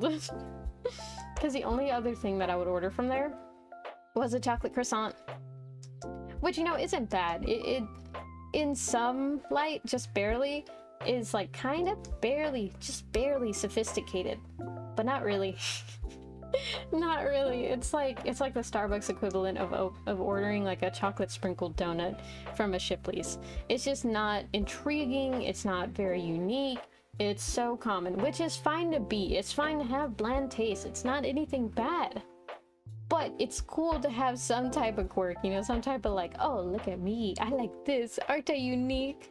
Like, no, I'm not. A lot of other people like this drink, but at least I feel included now, and I'm not like, I'm not that person that they point to and go, haha, all they order is chocolate milk, you know? Like, it's just nice to have that. Like, at least I have that going for me. Which doesn't mean anything in the grand scheme of anything, but it makes me feel better. And that's the important thing at the end of it. If that's what you want to strive for, if you want to fit in more, if you want to like have something to add to a conversation and that leads you to like experiencing more things that are usually out of what your priorities are, it's fine as long as it's what you strive for. It shouldn't really matter what people think, but if that's what you want to do, then go ahead and do it. It's fine as long as it's what you want to do and not just because you don't want to be not included, you know? And the thing is, I don't mind if I'm not included, right? I was already not included, but I wanted to see what it was like. So it was a goal that I set out for myself, and I succeeded. So, you know, a win's a win. A win's a win. And this is severely crooked. This is not fit. I'm like looking at the other screen, not even the one that I'm drawing on, which kind of like defeats the purpose of having a drawing tablet with a screen on it. But you know what? It's fine. It's fine. Oh my gosh. Does that really read well? Kind of, but not really. I think I'm gonna make them a little bit smaller. Because it looks okay, but it's not my favorite. What is this? Why are you on polyline? I want lasso. I think I'm gonna shrink them individually, because if I shrink them together, it's gonna make them like off center, and then I'll have to move them again. And that's one more step than I would like, I think. Oh, not that, but in here. Perfect. Yeah, because it's very easy for them to be read as more freckles. Even now, I don't really know what to call these parts of my designs. I just call them my dots. That's all that I call them, because, I mean, that's what they are. They're just dots under my eyes. But I guess technically they could be considered freckles. But I don't know. I'm still on the fence as to whether or not they're painted on or they're naturally occurring. I think I'm like leaning more towards them being naturally occurring, because I just think that's neat. But like, I don't know, but I still don't know what to call them, because if they're not painted on, then technically, by technicalities, they're freckles, and there's nothing wrong with having freckles. Freckles are cool, but like, I don't know, you know, I don't know. It feels weird to say that they're freckles when I didn't design them with the intention of them being freckles, you know? It's just that. It's a weird little dissertion? I think that's the right word to use here. I'm thinking... See, let me try and write out what I'm thinking. I'm thinking dissertion. I spelled that wrong. There we go. Like that. Dissertion. Except, you know, that's a weird way to split it. And I think I may have spelled it wrong. It might be spelled with double S. It's like dissertion. Like that. Man, I cannot write. Some of y'all who found, you know, the mysterious video and are getting a letter, because they are very close to being mailed out. I'm excited. I know it's taken me a bit longer than I would have liked to, but the quality mattered to me.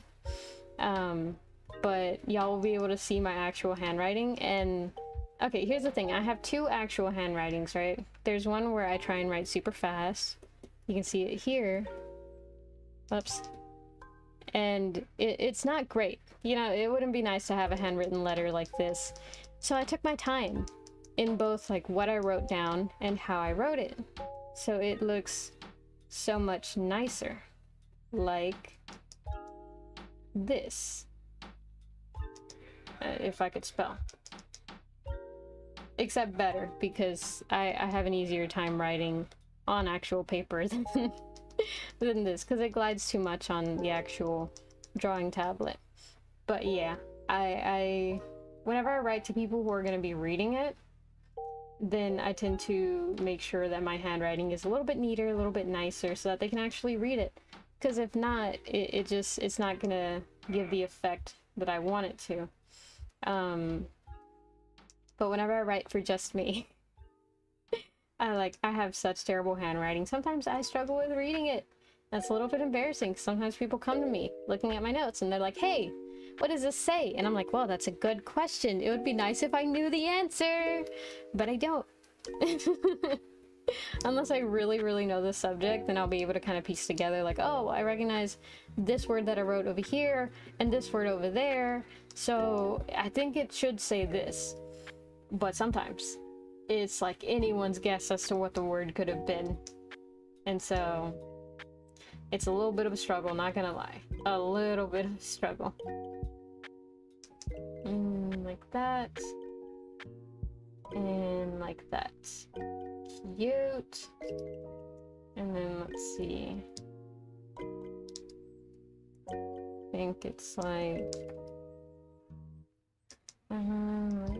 that and like that.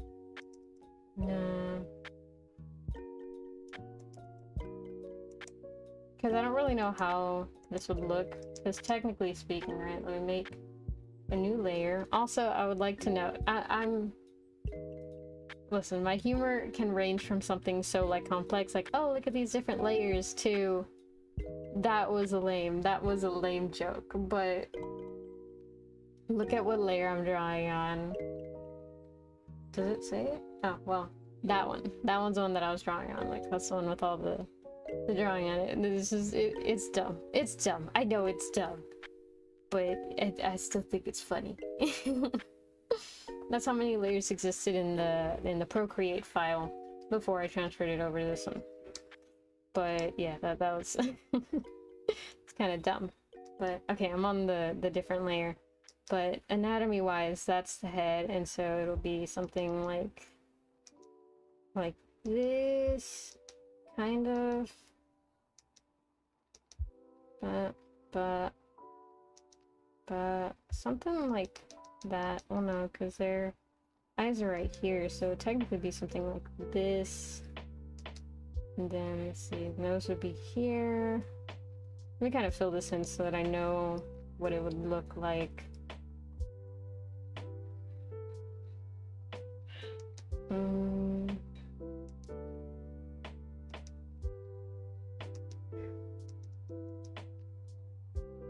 Like that, kind of, I think. Yeah, something like that.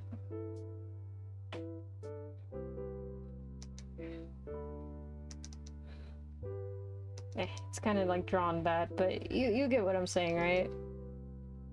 Oh, that's still not an eraser. I got spoiled with the Procreate. Used to having easy access to the eraser. I mean, technically not. There's not a shortcut key that I have for the eraser there. But in my heart, there is. Oh my gosh. Okay, so with that, what I can do is... Oh yeah, I can actually use this. So let me select that, invert it, and erase all of it. And then go through and actually clean it up a little bit, just where the tongue is. And then I can just merge it down. That way, I don't have to actually redraw the line because I was using the same pen as the lining one. So I don't have to use more time to do that. Yay, I was a little smart, just a little bit.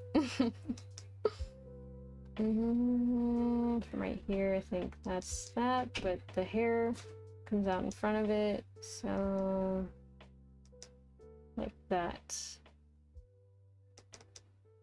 There we go.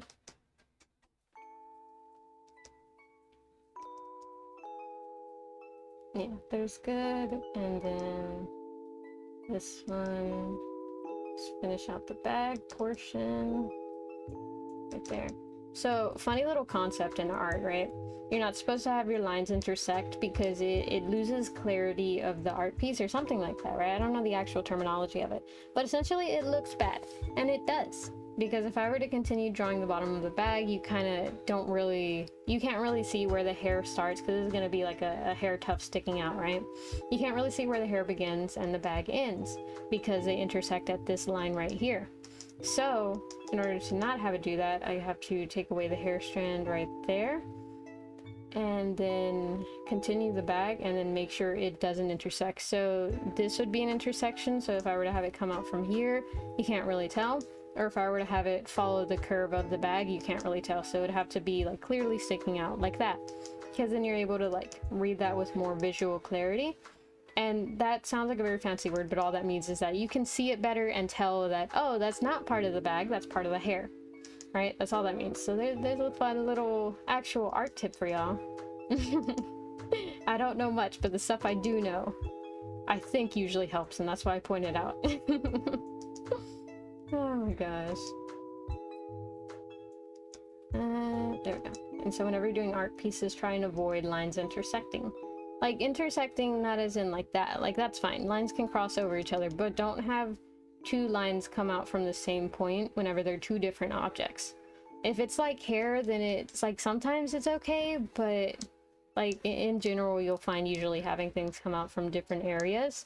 What a weird thing to say, but having things come out from different areas usually leads to better visual clarity of your piece, which is very important for whenever, because you know, what is art to do? No, what is art for other than to look at and convey feelings, you know? And so if people look at it and can't really tell what's going on unless that's the actual message of the piece or the intention, it's never a good thing. And so, especially with stuff like fan art, you know, you're trying to convey a character or like essentially the concept of them either in different poses or just like just a nice piece of them, right? And so if your viewer struggles to figure out what it is you're trying to really show, then it almost makes your piece ineffective, which is not a good thing. Sad to say, but it's not a good thing. So yeah, there's little art professor time with Paprika. There we go. And from here, I didn't indicate it in the line art, but indicate the difference between the cuff and the actual start of the jacket. Oh, whenever I look down, it looks like I'm like, oh my god, but I'm just like normal. It's just the tracking can't really see me because I'm looking down. Technically I should be looking like up a little bit at the other monitor, but that's kind of hard to do. I've lost my skill a little bit with that. I used to draw with a drawing tablet that didn't have an actual screen on it, but now I draw with one and a screen on it, and so I've gotten a little bit lazy and I look directly at the screen, which is not good. So let me try let me try drawing at least the rest of the jacket while looking at... I'm essentially looking at this through OBS, so this is kind of guesswork here a little bit. There we go. I don't have any eraser, so I actually gotta look down. Or no, I can see it through there. Ew. So I have to like completely look up here. Oh, that's hard. Nope, that's not it. Don't look down. Don't look down. Which one is it? Which button? That's not it. I don't think I know the button, so I'm just gonna click it. There we go. And you can see it, the habit to kind of like, oh, let me look down at it, but no, I gotta stay looking up. Right there. Yeah, that's okay. And then from there, I still don't have an eraser button. I was about to try and click the eraser button. Zoom in and erase, erase, erase, erase, erase, erase, right there, I think. Hit that, finish that out. There we go. Nope. I looked at the button, not at the screen, okay? I'm kind of not cheating, because even whenever I was looking at the screen, I would still look at the buttons to figure out where to press them. Technically copium. Technically I am cheating. But it's okay. It's fine. It's just a little thing. It's okay. Zoom out. Again, I looked at the button. No. Ooh, this is kind of difficult to get it like a decently straight line across. No. No. No. That's too straight. No, that's too curved. I think that's almost it.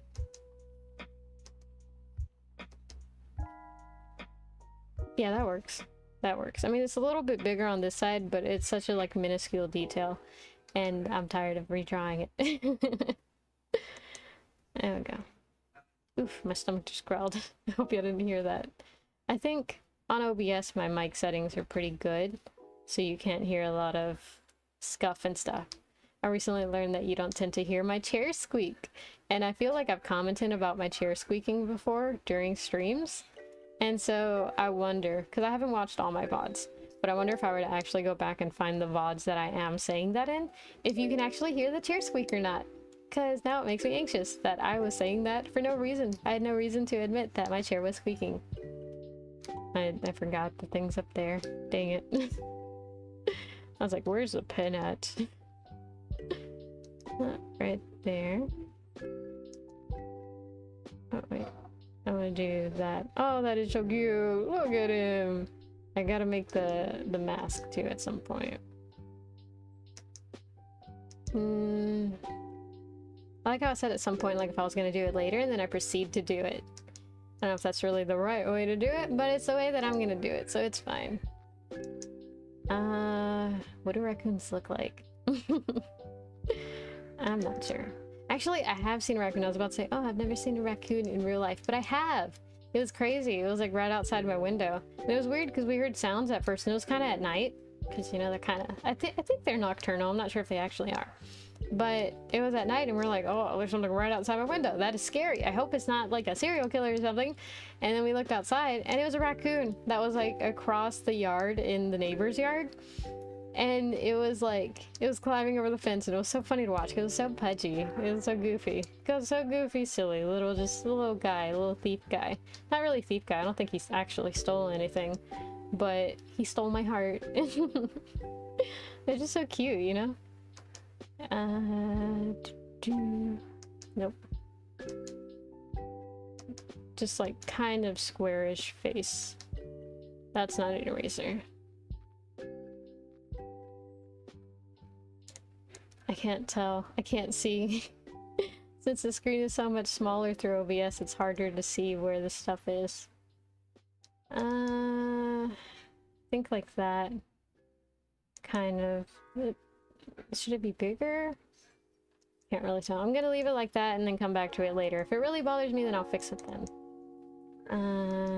Like that. And then come over here. I kind of want to like make this like the mascot illustration to where I include little details and stuff like them wearing a jacket, but I'm not sure. Because I named them Pepper, I feel like it would make the most sense, but also I'm not sure. There we go. Hey best friend, I like your laugh. Oh, thank you. Sometimes I'm anxious that it sounds kind of funny. But it's good to know that it's not annoying, so that's a good thing.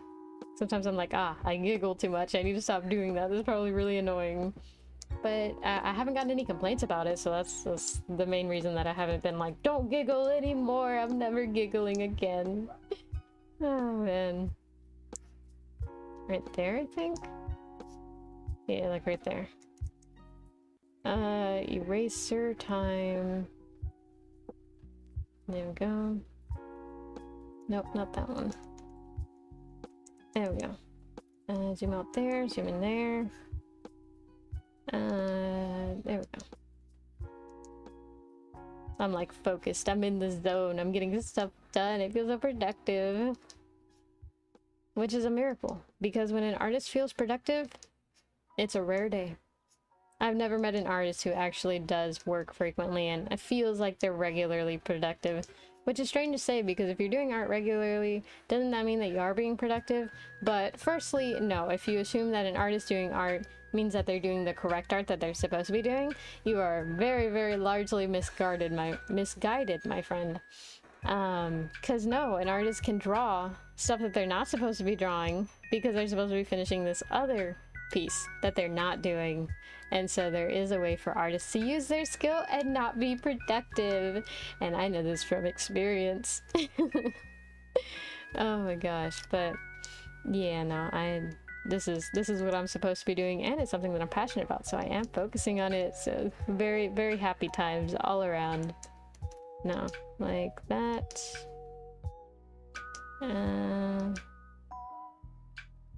Must give floof. Must give chest floof. So floofy. So cute. I don't know if that really gives off the same vibe that I want it to give off. I don't know if y'all can hear that, but there is a movie playing in the background. That's not mine. I'm not watching that. Oh my god. Hope it's not too loud. I would hope that the filters filter it out enough. Wouldn't it be funny to get like... Okay, it wouldn't be that funny. Would it be a little funny to get copyright striked because of someone else playing a movie in the background? But that would be a very awkward discussion. Hey, could you not watch any movies out loud while I'm streaming so that I don't get bonked? Oh man. I would not like to have that conversation. There we go. Hey best friend, I like your laugh. Thank you, Antonio. I appreciate it. Okay, right here it's gonna be a paw for a doggo. Little pupper. Pupperino.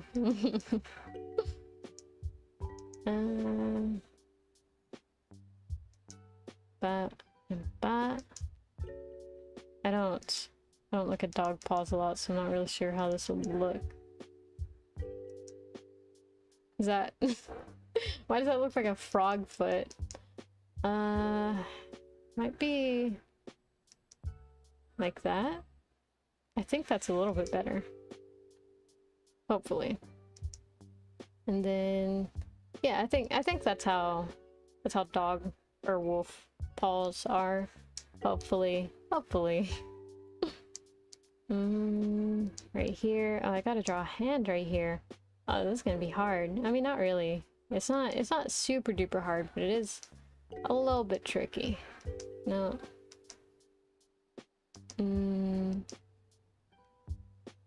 Okay, that should be good. And then right here, we go in, and there's one finger. There needs to be 4 fingers. We can separate the pinky a little bit, and then 1, 2. But no, but no, but and but maybe, hopefully. There we go. Right there. Ugh, this is difficult. This is the hard part, really, getting the fingers down. The rest of the, like, the shape of the hand isn't hard to get, but the actual, like, getting the finger to look like a finger and not like a weird oval shape is hard. That's the hardest part. I think in general, right? Because like if hands, let me not say that. I was gonna say if hands didn't have fingers, they'd be easy to draw, but not really. More so, the definition of each finger is hard, because just to indicate like a shape of a hand is not hard, you know? That's a really bad hand. Technically, the palm is supposed to extend out, so you get this little side triangle. That's not the pen that I was using. This little side triangle, which is where the thumb would go, right? And then the thumb has essentially two joints. And the hands are supposed to be, or the fingers are supposed to be like more like that. And then of course you got the pinky finger, which is the shortest finger. So it would look, that's still not an eraser. It would look kind of like this. But it's just hard to actually make it, because that's a rough sketch. So I can get the shape of a hand down, but the actual definition of a hand, now that is difficult. A whole different demon to fight, if you will. Have you been jump scared by your family? Yes, frequently. My siblings like doing that. I'll be coming out of like other parts of the house, and they'll be lurking around corners, and this happens a lot in the dark at night. And so of course that scares me, because guess who's afraid of the dark? Me. And guess when it's darkest? At night. It's funny though. It's good whenever they scare me, because usually I scare them. I like to hide around corners and stuff, and so whenever they least expect it, I'm like, boo! And it works and stuff. Welcome back, White Farms. Hope everything went well. Let's see. We're talking about getting jump scared by family members. I have gotten jump scared plenty of times, unfortunately, because they just catch me off guard. I'll be like so focused on my phone or something, and then like boom, around the corner, and it's not what I expected. So it does catch me off guard pretty easily. No, that's not it. There we go. Nope, that's also not it. There we go. Okay, I'm getting a little bit into the rhythm. I no longer have to look down as much. Watch, I'm gonna say that, then I'm gonna like forget and look down. Okay, let me get the nails done. Luckily the nails are like kind of easy to draw, because, you know, the nails are black, with exception to the one right next to the pinky. That's something that I'm proud of myself. I've finally like learned, because at first like I just kind of did it because I had a friend who was really into nails, and they kind of taught me that like, hey, you know, the nail next to the pinky is considered the accent nail. I don't know if this is true, right? Because they're not a licensed nail tech, so I don't really know how true this is. But the nail next to the pinky finger is considered the accent nail, and so it's the one that nail artists tend to decorate a lot. And so that's why I made it the one that's off color, because it's like that's how nail artists, I think, would do it. But then again, I don't know. I had to weld up the exhaust on my Ford Ranger. Oh dang, welding. I think it pays a lot, right? That's good. I think it's a good skill to have, because then you could also like Killdozer, you know? Well, not like the movie that I was actually supposed to watch and ended up watching, but I'm talking about like the actual Killdozer, you know, welded that stuff, and like while it's not good, it was very misguided, misplaced anger, I feel, because at the end of the day you shouldn't be making a war machine, you know? That's just not advisable in my opinion, but I will admit it's a little impressive. So yeah. I don't know, this hand just looks like really bad. Like it looks like a gremlin hand. It doesn't look like an actual hand. I'm gonna erase it and start over. Here's a good tip from me to you as a coder, as an artist, as a person in general. If you don't like the product that you're making, and this is like in production times, right? Not like, oh, the idea is just horrible, because in that case, go back to the drawing board. You need to rethink some decisions, right? Make sure your product solves a problem. But in terms of like making something like a coding file or something, if it doesn't work, don't be afraid to restart. And you know, this goes to a certain extent. If you've built out like the framework for a project and it works, but you need to add on to it and then you break everything, don't delete the file, right? But start a new file, start from there, start from scratch. because it's a good way to really like start from step one and figure out what you did wrong usually. Hey, I've got, what is it?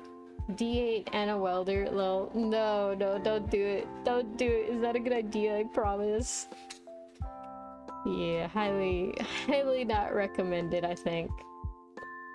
Because then it's just, you'll get a documentary and possibly a sci-fi movie made after you. I think the sci-fi movie came before that, right? I wonder if the name that they named it, because it's named the same thing, isn't it kind of strange? I wonder if like the name was inspired from that movie, or if it was just because, you know, oh, it's like a lethal bulldozer, so killdozer. I don't know, but it, don't do that. Don't do that. It's not great. That doesn't look right either. Ah, hands. I think I might come back to this later.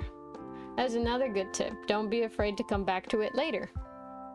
You know, make sure, of course, you do actually come back to it when later does come around.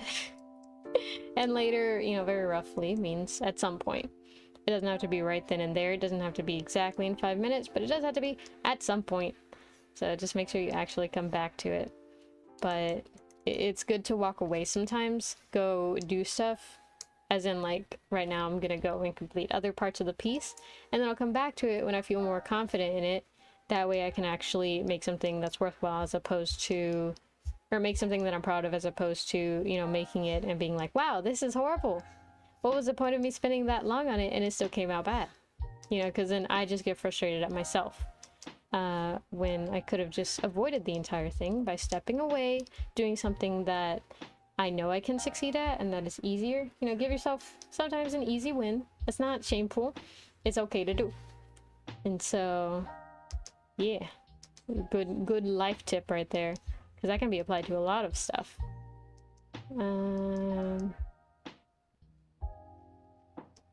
Alright. There, I think. That does not look good. Hold on, I'm gonna have to look at the screen for this, because I need to figure out what I was thinking with this. Because, like, my sketches tend to be, like, blueprints for the entire idea. And so there's always going to be mistakes. There's always going to be mistakes. Ah, yes, procrastination. Something I do a lot of. Yeah. It's not great, but I'm guilty too. So it's okay. It's a very, very human thing to do. You know, whenever I say, like, oh, it's very human to have feelings like this and do that, it reminds me of that one, like, TikTok or something, that TikTok channel or something, where it's like an engineer and they make, like, these robots who kind of do... like they solve useless problems or something, or very small problems that like nobody really has a problem with, and they're always like, the design is very human. And it does like the most violent thing. Oh my god, those are so funny. There we go. And then nope, wait, I did do it. I did do it. All I did was find the undo button for like the 20th time. Oh yes, I remember those. Yeah. It's very neat. It kind of like almost gives off the same vibe as like How To Basic, which was also a really funny thing to watch, just like the escalation. But you can't watch them in too many segments or whatever. As in, like, if you watch a lot of them back to back, it gets too repetitive and it's not fun. But if you know, like in different doses, find them and watch them, they tend to be funny in that moment, but they're not funny in large doses, unfortunately. I found that a lot of the stuff that I find humorous is like that, but I don't know if that's just because of like the type of humor that it is, or if it's because of the way that I am. Like, after I watch a movie, even if it's one that I really, really like, I don't want to watch it again. I want to wait until I kind of forget about it, or until it's been like a decently long time, like around a month minimum usually. Like, sometimes I can trick myself into watching it a week later, but usually that's after a lot of hesitation, like, oh, I already know how it ends, you know, it's not gonna have the same impact as if I watched it like with a fresh palette, having experienced more life in between it, you know? Oh, this one's hard. This is a hard curve. It's like, it's round, and then I'm trying to go in. Okay, there. I think that's okay. What was I talking about? Oh, movies. Yeah. I don't like watching them too close to each other because then it doesn't hit the full effect if I already know what's gonna happen, you know? So I like to wait until I kind of forget at least the like middle part so that I'm still amused by the little moments in the movie. And that way it doesn't like lose its appeal to me. You know, it's kind of like whenever you have like music that you like, if you listen to too much of it like at once, you no longer you no longer like the music because you've listened to it too much. You've kind of like oversaturated your palate for it, and that's like never fun. So yeah, I don't remember what I was saying. Oh yeah, so I don't know if that's how it is with the comedy that I like, because like it's stuff like How To Basic and you know, Design is Very Human and like Modern Family, you know, it all feels pretty formulaic.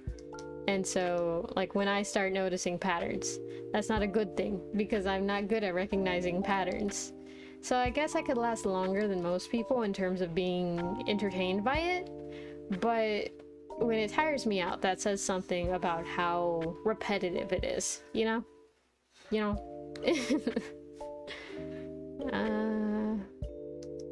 I kind of want to give it like a little more floof, but I'm not sure where to add the floof. But, oh, you know what? I could add, yeah, little facial floofs. You know, I'll leave that part pretty straight. There we go. I get burnt out a lot on stuff. Same. It's very easy to work too much on one thing and then like kind of lose all your motivation for it towards the end, like, oh my god, I want to do something else. That's why I tend to work on a lot of stuff throughout the day, because then it allows me to not like feel that in projects, but that also results in projects taking way longer than they really should. I mean, sometimes it is kind of warranted with certain projects, but some projects it's like if I'd really sat down and focused, then I could have gotten it done faster. But also it's really hard for me to focus, so I gotta come to myself with like a form of understanding and be like, I know I tried my best in terms of focusing and I got it done in a decent amount of time, and at least I got it done, right? That's the important thing. Games, food, etc. Same.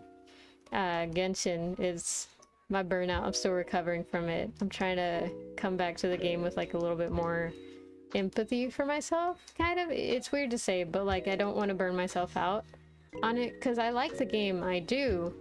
It's just because I was so like, oh, I have to get there and get this and get that, and it felt like more of a chore than an actual thing to enjoy. I wasn't enjoying the game anymore. I was just treating it like something that I had to do, a chore, a task, and on days where I really wasn't feeling it, it just was not a good way to treat something that I liked, you know, that I treasured, because then it leaves like a bad taste in your mind, and then your brain's like, I really don't want to do that because I don't like doing it. I've stopped feeling joy whenever I experience it, so I no longer want to do that.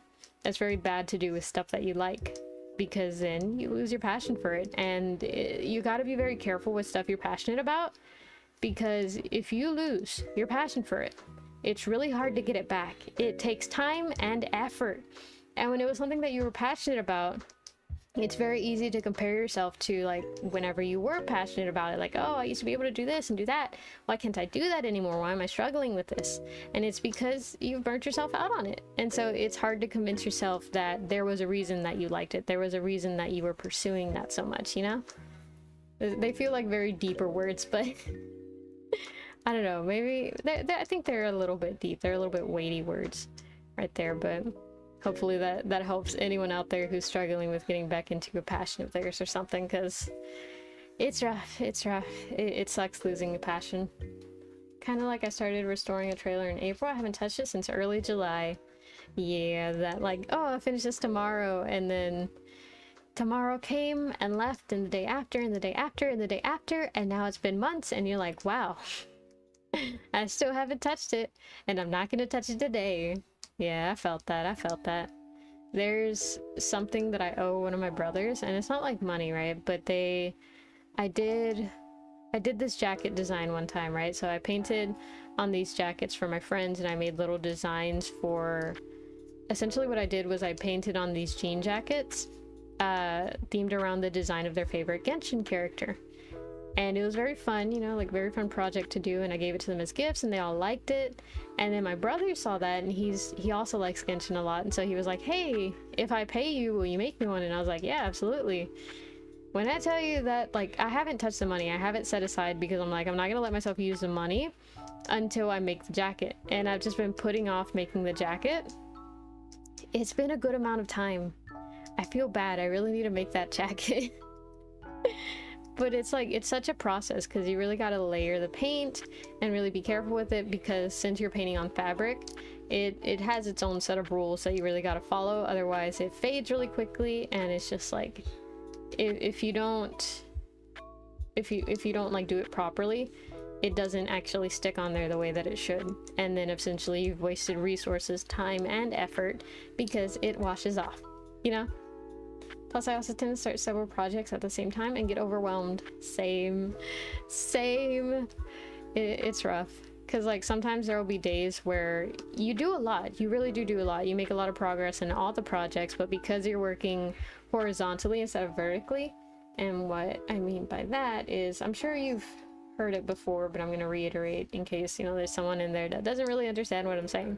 So when you have multiple projects, right? Let's say I start this project, and I start this project, right? Whenever you start a project, usually what happens is that you start, and then you have the end goal, and then normal people, right? They work towards it, and they have some kinks along the road, but, you know, there's a set time frame, and then they finish. When you're like me, sometimes you start multiple projects, and so that's great. And so one day, you know, you'll do this, and you'll also do this. Another day you'll do this, and you won't have time to touch that one. Another day passes, you do this, you do this. Another day passes, you do this, and eventually like a week goes by. And the thing is, in between those, right? Like, let's say this day we're kind of close to the end goal of our projects, right? But we have nothing accomplished. It's essentially taken longer than this initial project. It's like almost double the amount of time frame because it's double the amount of projects. But still, when you compare yourself to, like, I did this in this amount of time, why is this taking me forever? It's because you're doing double the amount of work and you're not focused on one thing, so you can't get to that finish line as fast and efficiently as you would. Now, it's not inherently bad. Technically, eventually you will finish and you will eventually get the projects done. But in the meantime, you'll have a lot of mixed feelings of, why am I taking so long to finish this? And it's really easy to beat yourself up over it. I, myself, have experienced this whenever, like, some of the stuff that I'm saying from first-hand experience. And this is one of those times. Like, I know what it's like. It's very easy to convince yourself, like, you are not working hard enough. You need to try harder, because you would have more results if you tried harder. And it's like, you are pushing yourself to the best of your abilities, and it's really dangerous if you burn yourself out. So really, really be careful with, you know, pushing yourself. It's good to stay motivated and, you know, occasionally kind of kick yourself in the ass and get yourself moving. But never forget, at the end of the day, you're human, and humans, you know, they as much as we are stamina animals, like, we're endurance, you know, we can outlast a bunch of animals and stuff, you know. Our hunting strategy, I'm sure some of y'all have heard in ancient times, what we did in order to hunt was, there was an animal, right, our prey, and we were like, we really want to eat that animal, but the animal was super fast, and so it was really hard to catch. So the way that we would catch it is that we would wait until the animal was finally, like, too tired of running, and then they would sleep, and then that's when we would eat it. You know, that's when we'd be like, yay, we finally caught our prey, you know? And so that's what we are. We are, in the long run, types of hunters, not immediately get it. And so that does kind of feed into our work. Our work takes time, it takes a lot of effort, and eventually we finish it, and eventually it's worth it. But in that meantime, it is a lot of work. It is a lot of work. So yeah, don't feel bad about it, because it's normal. A very human design. What am I stuck on? Ooh, I run over. Oof. I broke my tracking a little bit because I looked too far down, but I ran over a cable. It wasn't that important of a cable, but it wasn't a not important cable, so I hope the cable's okay. Because I don't wanna have to replace that cable.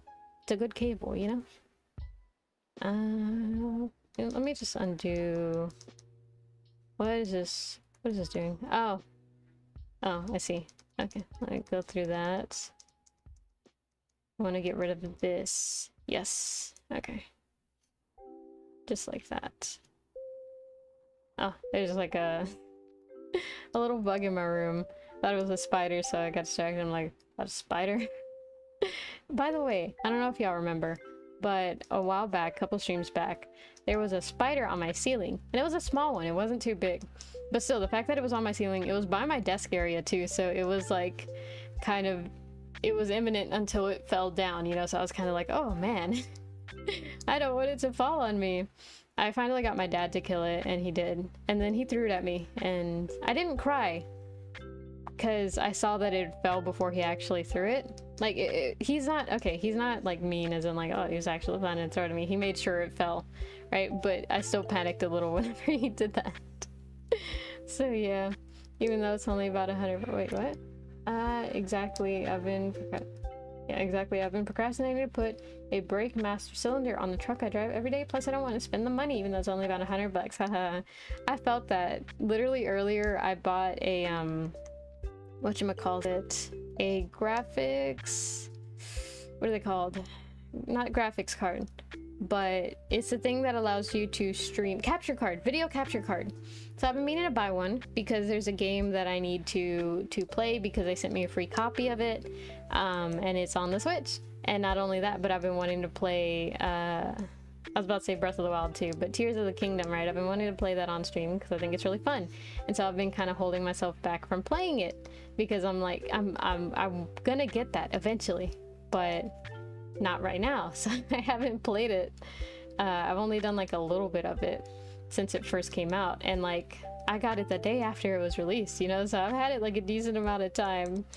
But I finally got it, and it's just, it wasn't expensive. It wasn't an expensive purchase. I did use the money that I earned from stream doing it, so that's the good thing, you know.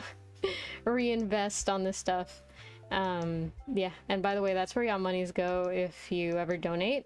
That's where it goes. It goes towards like future expenses. I'm like purposely setting that aside from living expenses and stuff, because I plan to reinvest the money that I get from this into making better content and funner content and future content. So yeah. You're paying for the future. Okay, here. But yeah, so I finally bought it, and so it should be coming in like 2 days from now. So by next week I should have some streams going in terms of that, as long as I'm able to set it up properly. Hopefully that works. But yeah, I'd been putting off doing it, and I don't really know why. I just like, it wasn't a hard thing to do, you know. It was literally just hit checkout on, oh my god, look, they're finally all lined. I just need to finish actually lining my character. Yo, look at them. Oh, I need to look at the chicken. I need to line it a little more. Oh my god, that is so funny. And the duck too needs a little more character. Oh, and then there's that, and then there's them, and then there's, oh, the pig kind of doesn't look like a pig, and I don't know how to make it look more like a pig, and it's making me a little anxious. That's something I'd do. Mood. How do I make this look more like a pig? I think pigs don't really have necks. They just like kind of, oh, is that right? Because I did look up reference whenever I was sketching this out, but I don't know. Question, when are you ending stream? At 10. It is 9:17, so I have 17 from 60, 3 to 20, and then 40, so 43 minutes. If I did the math correctly. It was mental math, so there's a high chance that I didn't. But yeah, roughly 43 minutes left. Yeah, that's a little bit better, and then I need to follow through with the back of the head.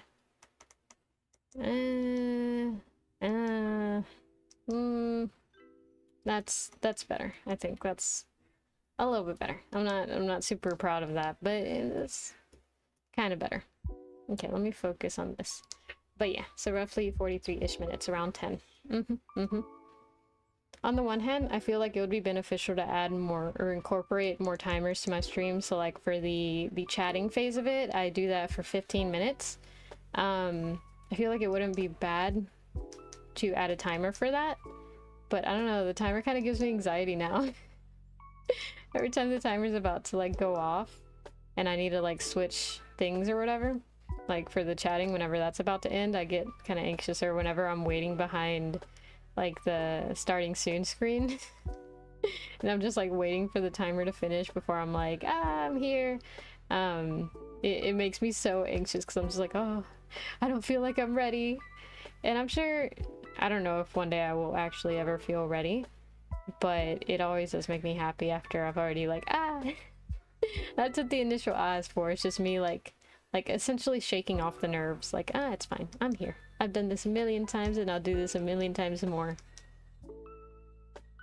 Maybe I need to I don't know, but I need something. Isn't working in terms of trying to get the duck to look like a duck. I need to look up reference ducks. Sorry, I haven't been attending stream much. I've been working more nowadays. Yeah, no worries. I understand.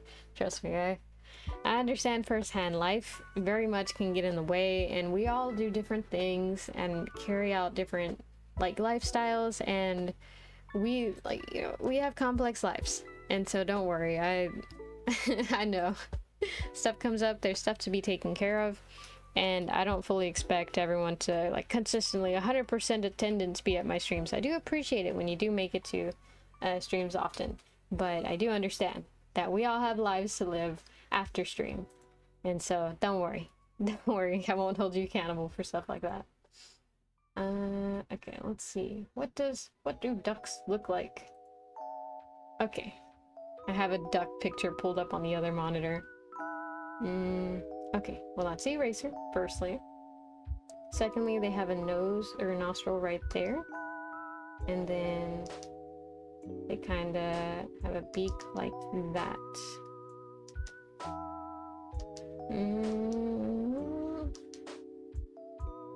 No. There. I think that's good. Yeah, it kind of looks like a duck, but it also kind of doesn't. Maybe the eye's too close to the nostril. Wow, that's not an eraser still. Oh my gosh. Good night, my best friend. I need to go to sleep and I need to take my sister to school. I need to go to work. When are you live stream? I'm just asking. Tomorrow there is a live stream. I actually don't know the time. Let's see.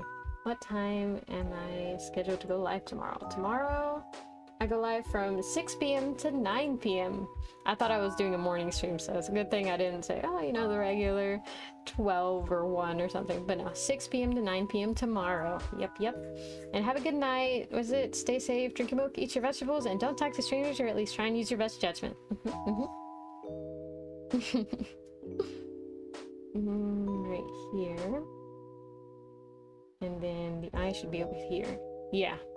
Yeah, that was definitely a part of it. Well, I mean, it still looks a little goofy. But it definitely looks a lot better now. Yeah, that definitely reads more duck than it did weird creature. Now for the chicken. Chicken's kind of hard. I think they also have like, yeah, that's also a part of it. Just missing that classic silhouette help. Oh, that's still not an eraser. Oh man. Maybe I'll edit this one day and put like the amount of times that I activated the pencil thinking it was an eraser. Let's see. Y'all should see. Good night, my friend. Y'all should see, like, sometimes, if only y'all could, right? But sometimes whenever I'm drawing and sketching, like, IRL, I'll get so focused in it, but I'm so used to drawing on, like, digital devices that I'm used to having an undo button. So when I'm sketching in real life and stuff, and, you know, I'm like, oh, you know, I'm doodling, I'm sketching, I'm, you know, all in the zone, and I mess up, right? I'm like, oh no, that's not a line that I wanted. My brain thinks, okay, activate, you know, code undo button, right? And so I go and I reach for the undo button. But the thing is, when I'm drawing in real life, you know, that kind of just a little bit isn't an undo button. So I end up just kind of sitting there because, like, in my brain it's like execute, plan, undo button, right? And so I sit there waiting for it to execute. And my brain's like, okay, sending it to the hand. And the hand's like, okay, we gotta find the undo button. Where's the undo button? This is a paper. Where's the undo button at? We weren't trained in this. This wasn't in training. This wasn't in any manual. Where's the undo button? And I sit there for a good minute, just like, why is it not undoing? What's going on? Oh yeah, I'm sketching on paper in real life that doesn't have an undo button. It's embarrassing. In some of my pieces, like, they have to be, like, not super old, but relatively old, like about a year now, I guess. But some of them I do actually have a timer on there where it's like, how many times did I try and hit the undo button while I was drawing this? And it's sad to see the amount of tally marks that are in there.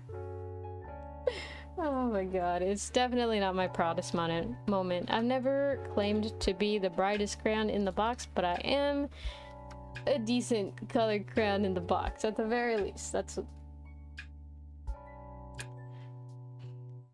So...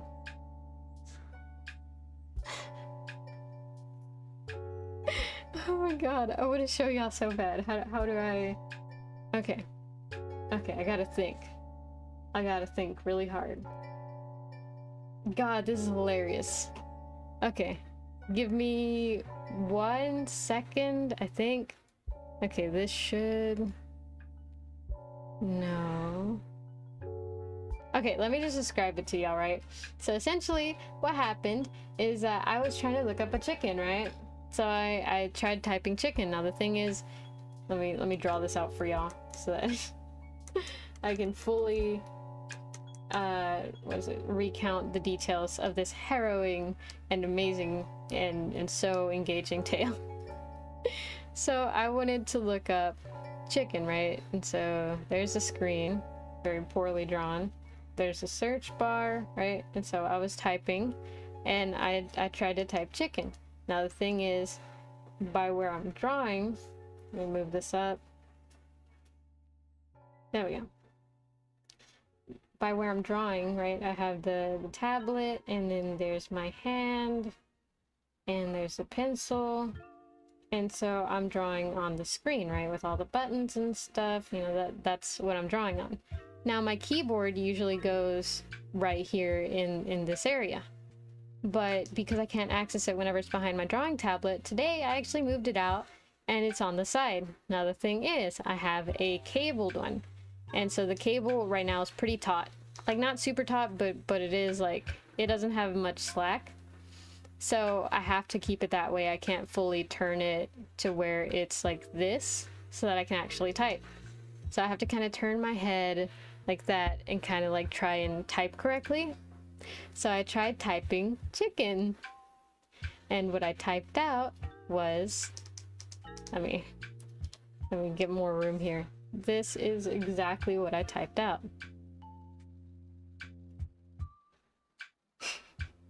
Which, you know, kind of isn't the correct spelling of chicken. And all the images that pulled up were also a part of why I was laughing. Because instead of pulling up a bunch of chicken images, it pulled up fried chicken images. Which, you know, technically is correct. It is chicken. But it's not the type of chicken that I was looking for. Oh my gosh. Let's see. Chicken.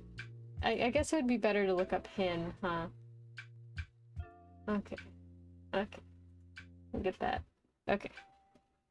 Okay, yeah. I was drawing this way too cartoony. It doesn't fit the style of the rest, because the rest are kind of like stylized, but still somewhat realistic. So, let me fix that. So, where do we start from? Firstly, they have a sharper beak than I gave them. Like that. And then they also have the, I think it's called a gullet, but I could be wrong. I'm not a farmer. I think I stated this very early on in my VTubing career, but I am not a farmer, so I don't know much about agriculture and animals. There we go. It's also like kind of curved. Chickens have a kind of curved beak. And then their eyes, well, their head is also like flatter. That's still not an eraser. Erase the top. They do have that top like area, but it's not in the same placement that I had it in. Get the correct brush. There we go. Kind of have like a rounded, like their neck goes straight into their head. There's no like separation of their neck and their head. Like people have a head. Wow, that's not the correct button. They have a head and then a neck. Chickens just have head and neck. Like, so it's different. So I gotta incorporate that. And then there we go. Yeah, this is already looking way more like a chicken than before. I mean, before it did look like a chicken, but not enough like a chicken. I gotta go shower. Hope you have a great day, night. Stay safe. I'll try and stop by tomorrow. Okay, be safe. Drink your milk, eat your vegetables, don't talk to strangers, and try and use your best judgment. Or try and use your best judgment. And yeah, just, you know, enjoy the rest of your day. Hopefully see you tomorrow. If not, don't worry about it. The VOD's always up, and you'll be there in spirit. Nighty night. There we go. Draw a little more here. There we go. Now, I want it to look cuter than this, so I might have to nerf the chicken design a little bit. I think mainly this area makes it look too, like, scary. I do have a slight fear of chickens just because whenever I was younger, I was attacked by a chicken. But it was kind of my fault. I was at a family member's farm, and this was like years ago, like baby paprika era, right? But I was at a family member's farm, and they had chickens, and the chickens had chicks. And, you know, child paprika was like, oh my god, chicks are adorable. So I thought it was a great idea to go and try and pick up a chick. Now, mind you, I didn't even successfully pick up a chick. I just went towards one because I thought about it. And the mom hen saw. And mom hens are actually very protective of their chicks. Or at least that one was. I don't know if that's common behavior, but that one was very protective. So it came charging at me. And I was not that tall then. So it was a very serious threat. And I took off running. And, you know, you would think, oh, I've ran away from the chick, so it's not gonna chase me. No, it chased me. It chased me with a vengeance. It was out for blood. I guarantee you, that chicken was aiming for my life. And I was running and I was crying, and the grown-ups were like, ha ha ha, that's so funny.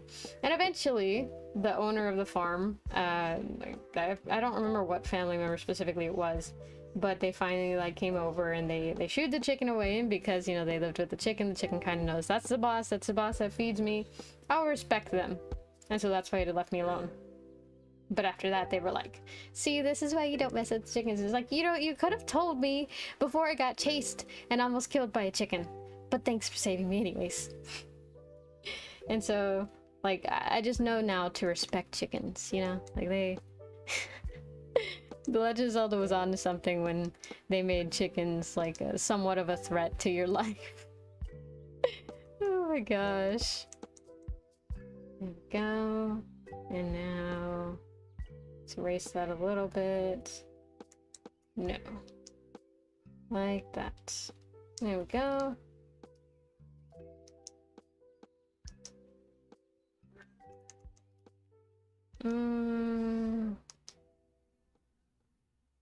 Okay, I think it'll be good if I erase the inner part of this. There we go. Nope, still don't like it. Sometimes I say there we go in an attempt to convince myself that that's a good way for it to look. And usually it doesn't work, so I don't know why I continue to try it, but sometimes, no, it doesn't work. It never works. It never works, but I'd like to think that sometimes it does. But I can't remember any times that it does. So, you know, let the facts speak for themselves. I don't know what the facts are, but let them speak for themselves. Oh my god. You know what? Hydration break, because my throat's scratchy, and I have to wonder sometimes, why is it scratchy? And then remember, when's the last time that I drank water? It's been a hot minute, so, you know, water time. If you haven't drank water, drink some water, because you gotta stay hydrated.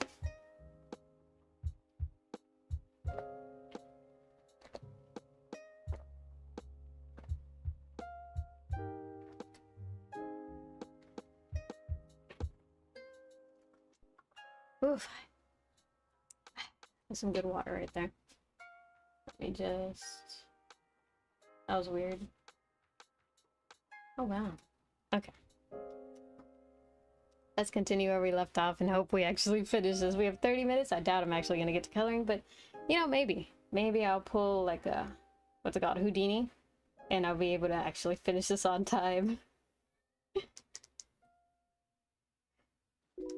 There we go. Kinda. Just kinda. Yeah, just kinda. Well, it looks more like a chicken than it did when I started, so... Progress is progress. I'll consider that good. Oh yeah, and then I actually had to finish lighting my character. Oh gosh. I'm not looking forward to doing the hand.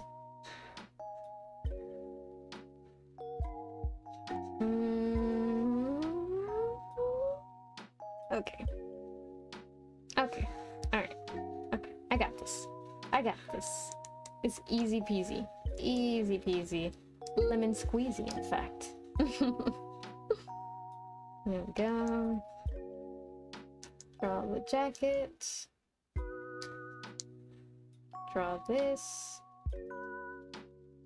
And then that. There we go. No, it should have the fold right here. Because that's where the pressure is coming from. From the doggo. Whenever I look down, it always like, oh, spooky. I can't really keep the model tracking correctly, but if I look up, it does track correctly, which is kind of annoying because then I can't really see. That's still not an eraser. It's been how many hours and I keep trying to use that as an eraser. Oh my gosh. Okay. Like that, I can shape it into the corner that I need it to be. And then sometimes I like angle my elbow like the way that I want the curve to be so that I can just naturally like kind of flick my wrist in an arc motion and it'll do the correct curve that I want it to. Now technically that's the whole reason that the rotate function exists in drawing programs, but artists have never been known for doing things necessarily the conventionally easy way, so it's fine. There we go. Like that? Maybe? Like that.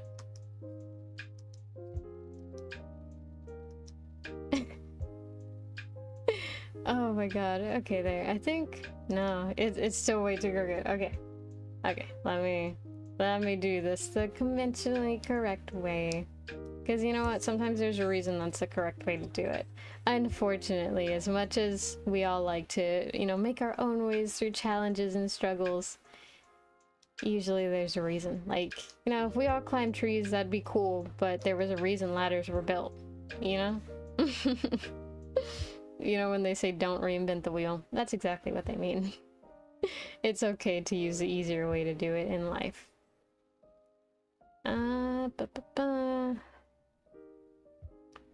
My philosophy on it is that it's not like super bad to really make yourself think out of the box and stuff and really challenge yourself frequently with challenges like that. Like, oh, how else can I do this? What's a way that really works for me, right? It's not bad to innovate on already pre-existing theories, or just solve the same problem in a different way, right? Because that can still be useful to other people. However, don't break your back over reinventing the wheel, because there's a reason it was invented. And you know, if you're trying to haul something up a very steep hill, well, not very steep, but like up a hill, it'll be much harder to do without a wheel. Or, you know, try and remake the wheel, because then you got to take into account the time that it's going to make you to prototype and then actually create the wheel, as opposed to just using the wheel. Like, you can think of a more efficient way later. Maybe, you know, you create teleportation, and then that way you won't have to use the wheel. You just teleport it up. But in the meantime, just use the wheel. Don't feel bad about using the wheel. It was invented to solve problems, so let it solve problems, you know? There we go. Like that, and like that. I can totally make a heart. Guess who still didn't get sleep? Oh my god, welcome back, Gray. Oh my gosh. How have you slept at all today? Like, did you sleep last night? Because if not, that's not good. That's not good for your health. It's fine in moderation, but don't make it too much of a permanent habit, because I have seen people in my life start off as like, oh, well, you know, it's just today. And then months later, they're like, I have insomnia now. And it's like, yeah, it kind of makes sense. And so it's not a fun thing to go through from what I've seen. Oh my gosh. But yeah, just make sure you're taking care of your health. So I've seen it firsthand. It's not a pleasant thing to have bad health. There we go. Nope, it intersects with that line, so it has to come out from here. I think that should be fine as long as I clean up the end of that line. That's not it. There. Yeah, that's good. And then this area. Nope. Right there. Yeah, my health is not great at all, but you know, I felt that. I felt that. I've been having like a couple of issues here and there. Like, they're not super bad, right? I'm not like coughing up blood or anything. It's nothing serious, but there have been some things where I'm like, I should probably get this checked out, and I'm just too scared to go to the doctor. So I do get what you mean, but that doesn't make it any better, you know? I don't know if you had parents who were like, oh, if your cousin Johnny goes jumping off a cliff, are you gonna follow him? And like, despite them, you're like, yes, I would. I would, because then they wouldn't demean me like you do. But, you know, just because someone does something doesn't mean it's the right thing to do. So, you know, I can fully tell you it's not a good habit. It's not a good thing to do. And I should go see a doctor. There we go. I said there we go, and it still wasn't content with the line that I did.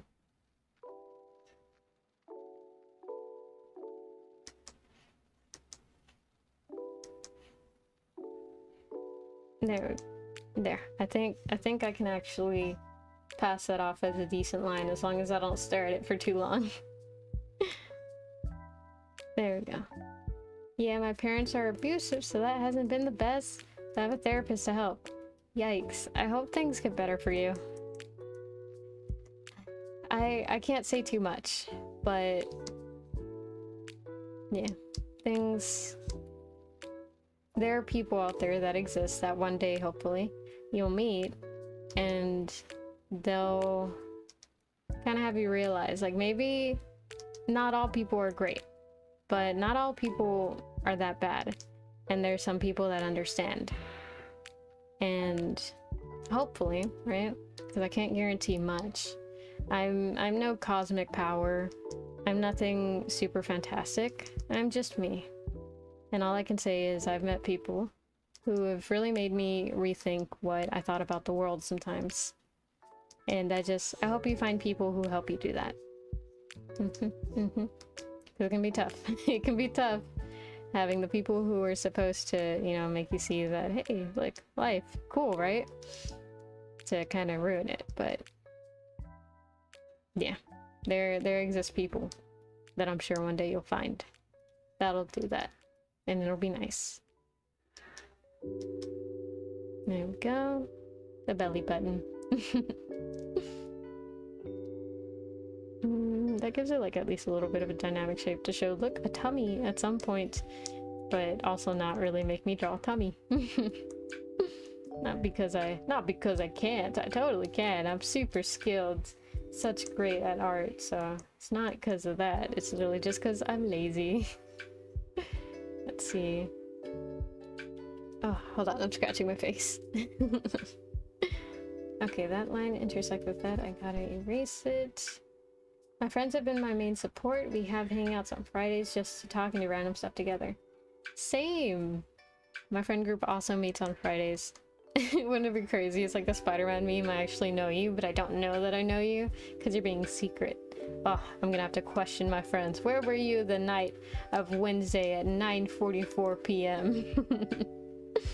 Oh my gosh, but yeah, I feel you there. Having friends is good, especially ones that you keep in contact with frequently. Now, that doesn't mean you have to talk every day, but it's good to have social interactions regularly because it really does improve mental health. Which is like, not annoying, but it is like, oh man, now I gotta use that to take care of my health.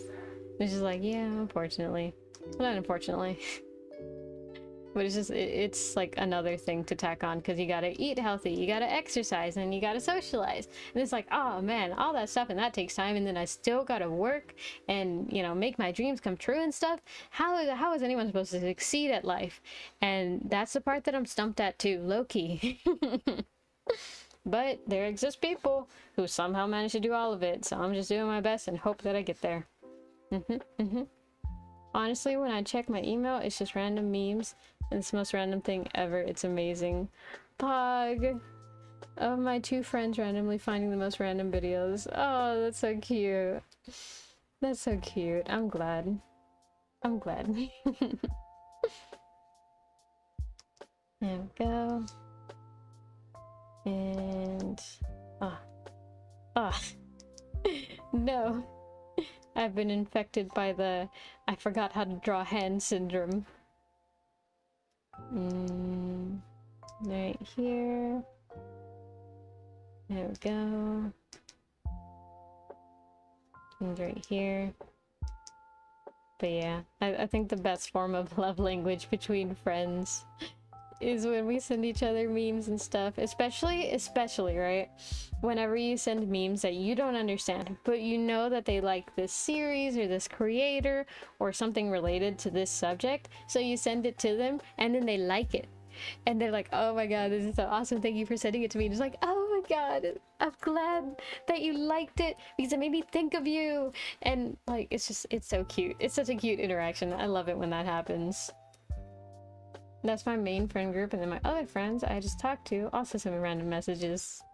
Yeah, I felt that. The friends who you haven't known the longest, but you know, they are good friends, and they'll occasionally like also send bangers and stuff. Like, oh dang, this is actually really funny. Thank you for sending it to me. It's nice, it's nice. There we go. I think I can kind of make this one come further down because this is supposed to be the pinky, so it's gonna be the shortest finger.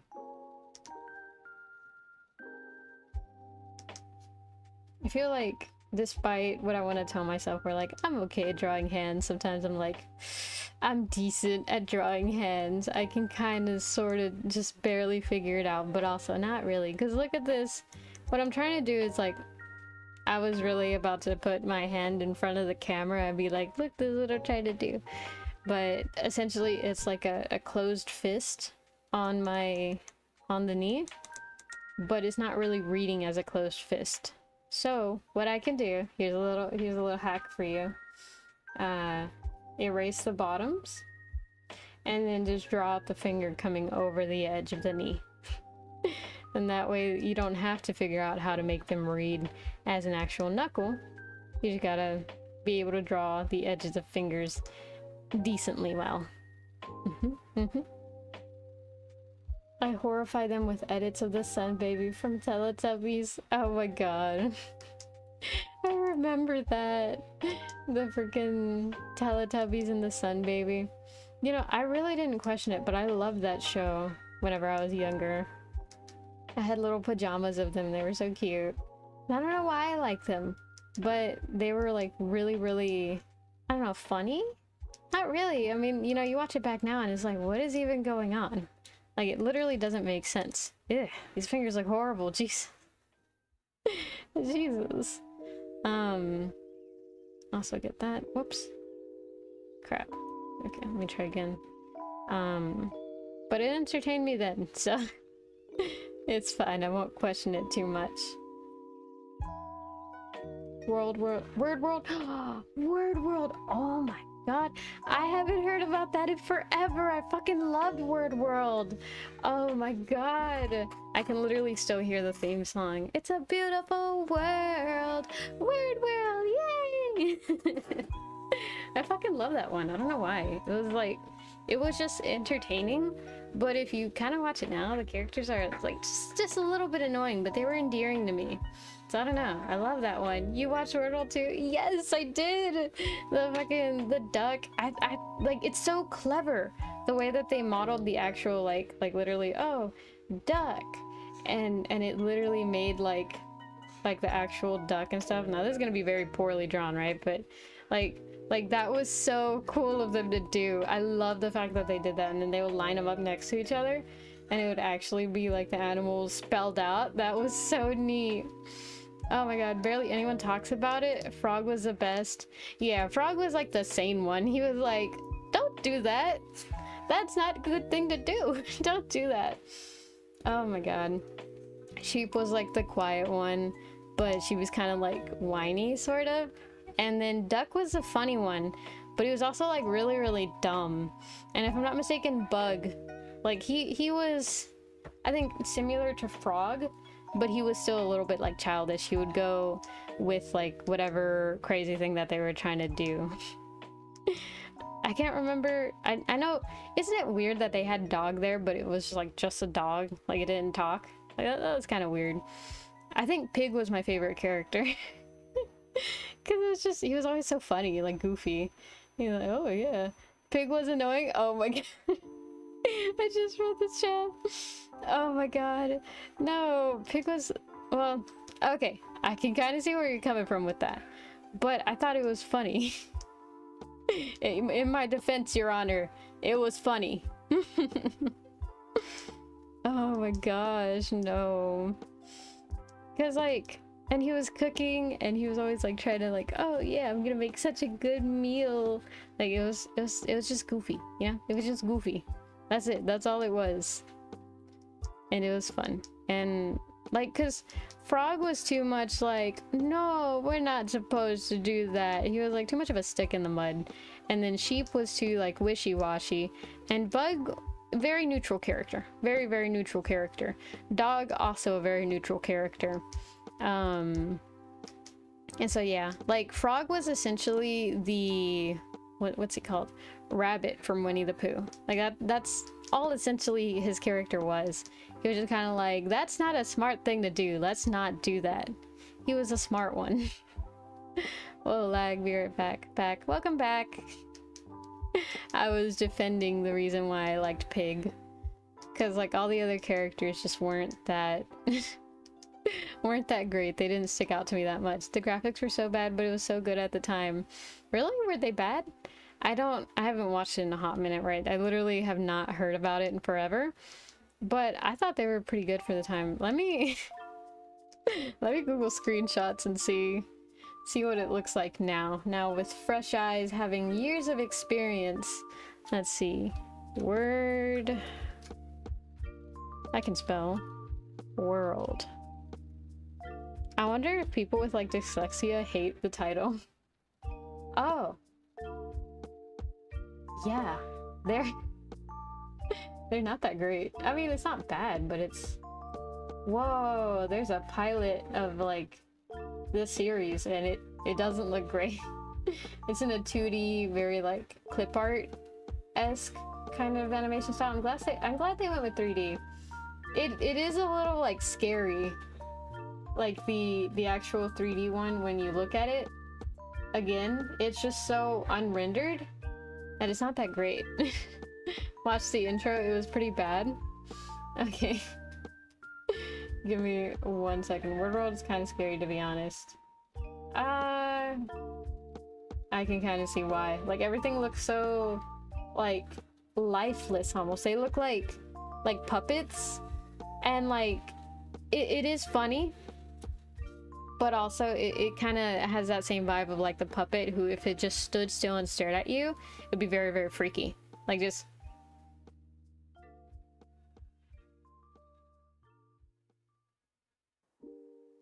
You know? Like...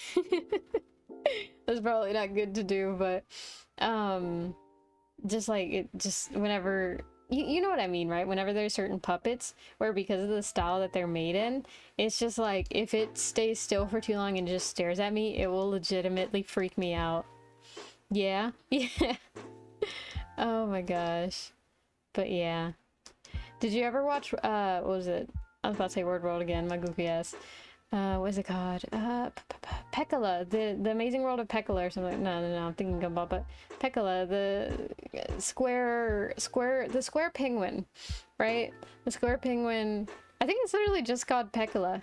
But it was like a little square penguin, and he'd always no. Aw, dang it. Now that's one that I've never heard anyone watch aside from, I think, one of my other friends. And they were just like, oh, I hated that show. And it's like, no, I love that show. I watched A Kid with a Blue Hat, though. Huh, A Kid with a Blue Hat. I don't think I've watched that. Forgot the name, and it would rarely go on. Huh. Nothing comes to mind whenever I hear that, but I could Google it and see what comes up. Actually, never mind. If I Google it, it'll just show me a kid with a blue hat. But if I Google Kid with a Blue Hat cartoon, it was one of my favorites, though. Gotcha. And it wasn't Caillou, right? Like, because on the one hand, I do remember him having a blue hat at some point, but he also had, like, a red hat and a yellow hat, so, like, not really consistent there. It was? Oh my god. Oh my god, I can't believe I got that so easily. I'm goated. I'm talented. I know. Oh my gosh. But yes, a lot of people give Caillou a lot of like shit for being like really whiny, and like, yeah, but he was 4. Like, of course the kid's gonna be whiny.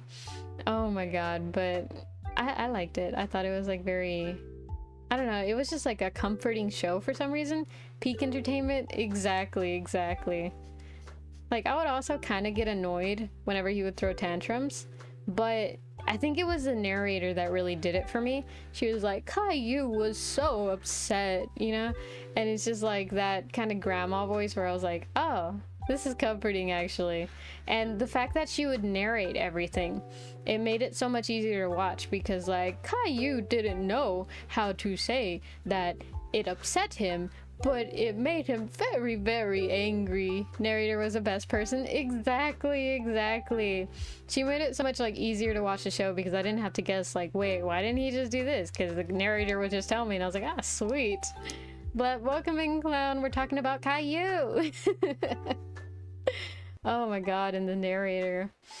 Speaking of the narrator, this is like a very niche thing to say, but have any of y'all ever watched Mouse House?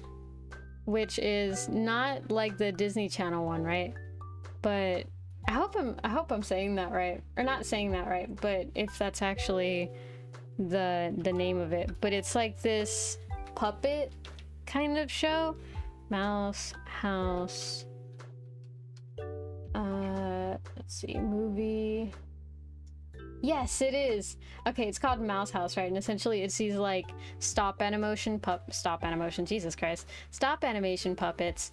And it's these like little mouse, right? Little mice. And it may just only have one movie. I thought it was like a show. But I have the VHS tape of it. And it's It's not worth it. It's not a great show. It's supposed to like teach you, you know, lessons like, oh, be caring and share with your friends and be polite and be nice, you know. It's an okay show. But what I was going to say about it is that the intro of it, right? I remember it by heart. And I don't know if it's because the amount of times that I watched it, like I wasn't the first time I watched it, I wasn't like, oh my god, this is a great show, this is peak entertainment, let me watch it again and again. I literally just watched it and I was like, okay, it's okay. And then we watched it again and again and again, and I was like, it's still okay. Like, I don't necessarily hate it, but it's just not that great. Teen Titans, when I watch it again, has so many lessons, it's painful. Yeah. Oh my god, that one was goated back then. But the intro to Mouse House. The intro to Mouse House goes like this. Just in the corner, down by the floor, in Hopscotch House lives a tiny brown door. Push the door open and step right through. Inside the mouse house there's a story for you. And that's it. And then like the camera slowly pans into the corner where you see like a little brown door that's like a mouse hole, but it has a door. Then it opens and then the screen cuts black and then it fades into the actual episode. And I remember it so vividly. That's really catchy. I know, right? Like it's so soothing. I don't know. It's a great intro. It always captivated me, but yeah, I remember that by heart.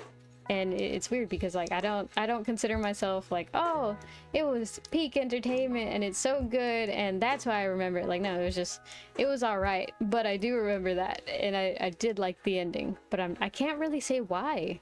Like, I genuinely don't know why. It's not like beautifully animated, because it's not really animated. It's just camera movement. Oh, that's still not an eraser. But it's just like, I don't know. I think the narration to it is just good. It's just good. If you get the chance, just like look up Mouse House intro and you'll see what I'm talking about. It's just soothing. It's nice. It has like that also elderly grandma voice. I don't know, maybe I just like grandma voices. They're so soothing. So, I don't know what that says, if that's supposed to say anything about me. Oh my gosh. Almost there. Oh, whoa, wow. I will wait, be right back. Okay, bet. I'll wait for you to get back before I end stream. Because I was like, oh, I think I have like 15 minutes left of stream. I look down, it is 10. It is currently 10. I need to end stream soon. I need to go eat, and I need to go like get the short ready for today. I gotta finish today as strong as I started today. Hopefully. Hopefully. There we go. And then rotate. It just says you're still a child. What are you talking about? No. No, no way. Nah, it's comforting, you know? I guess let me not point that out. Let me not point that out, because that would, you know, be kind of not good to point out. It's not good to point out your deepest, darkest truths based off what you would observe if someone else had told you the same information, because if you dissect everything for another person, firstly, it like ruins the amount of work that they have to put in. The Disney one? No, it's by BBC. Like British Broadcasting something. It's... Hold on, let me try and find it. Give me 1 second. I'll send the link in chat. Oh my gosh. See, now it's pulling up House of Mouse, which is not the same thing. It's like very, very different things. There we go. There we go. Is it this one? Oh. Ew, gross. Oh my god, it has all the ads too.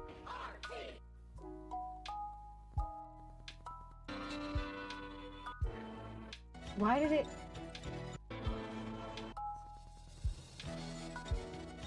What? Okay, so I found it, but literally it's like exactly from a VHS, and it has all the ads, and as soon as it starts, the video cuts. I wish I could be a teen again. I hate being old. Bruh. Let's see. Okay, what if I just look up the actual, like, since I know the words, what if I just looked up? Let me actually grab the keyboard. Yeah, I can't find it. Yeah, this is kind of hard to find, jeez. Okay, just in the corner, down by the floor, in Hopscotch House. Hopscotch House lives a tiny brown door. Hopefully this like pulls up something and it's not just lost media. How to play hopscotch, the planet song, how to play hopscotch. Oh my god. Will it not let me? Okay. Mouse House 1999. Mouse House intro 1999. Let's see. That's also not it. And that's The Great Mouse Detective. That's the one that I just saw. What about this one? Yeah, this is the one that I just saw. What about this one? This is a teaser. No! Oh, I'm so upset. Okay, I can't find it. I don't know, maybe I'll look and I'll try and post it on Twitter or something if I find it. Because, yeah, no, I'm not seeing it. It might be lost media. If not, you know what? I'll figure out a way. I think I still have the VHS tape somewhere. I'll record it myself and I'll post it. Oh my god. Mandela Effect, it don't exist. No, don't say that. Nah, I see the teaser. Unless, what if the intro doesn't exist anymore? Because the thing that I did watch where it started the intro, it just like straight up went into the door. It didn't say anything about it. It didn't have the narrator. What if it is? Like, what if it's gone? Oh my god, I would literally cry. Okay, I'm literally gonna deep dive after I get off. I'm motivated now. I have to find that because there's no way it doesn't exist. I very, very distinctly remember it. I memorize it and everything. Like I'm not that type of a creative person to come up with that and like word for word know it exactly. It's like getting rid of Wii Shopping Music. What do you mean? Wii Shopping Music exists? Oh no, motivated pep not good. What are you talking about? It's great when I'm motivated. I come up with my best work when I'm motivated. I will die on that hill. Maybe it's not the best work to create, but it's my favorite work. Let me just finish this because literally it's just the legs and the hands. I'll do the hands off stream because this is gonna take me way too long. You don't know about the Wii Shopping Music? It exists. It's a dun dun dun dun dun dun dun dun dun dun dun dun or something like that. Dun dun dun dun dun dun dun dun. It's so catchy, especially the home screen music.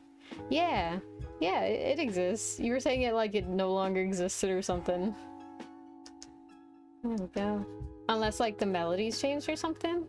What, did we remember it wrong? There we go. I'm like focused. I'm trying to hurry up and finish this. Oh my god. No. You said, what's that? Oh, I thought, okay, so whenever you said just like the Wii theme music, I guess you meant it was also catchy. But I thought you meant that like Mandela Effect, it never existed. There was never Wii Shopping Music. I thought that's what you were saying. Oh my god.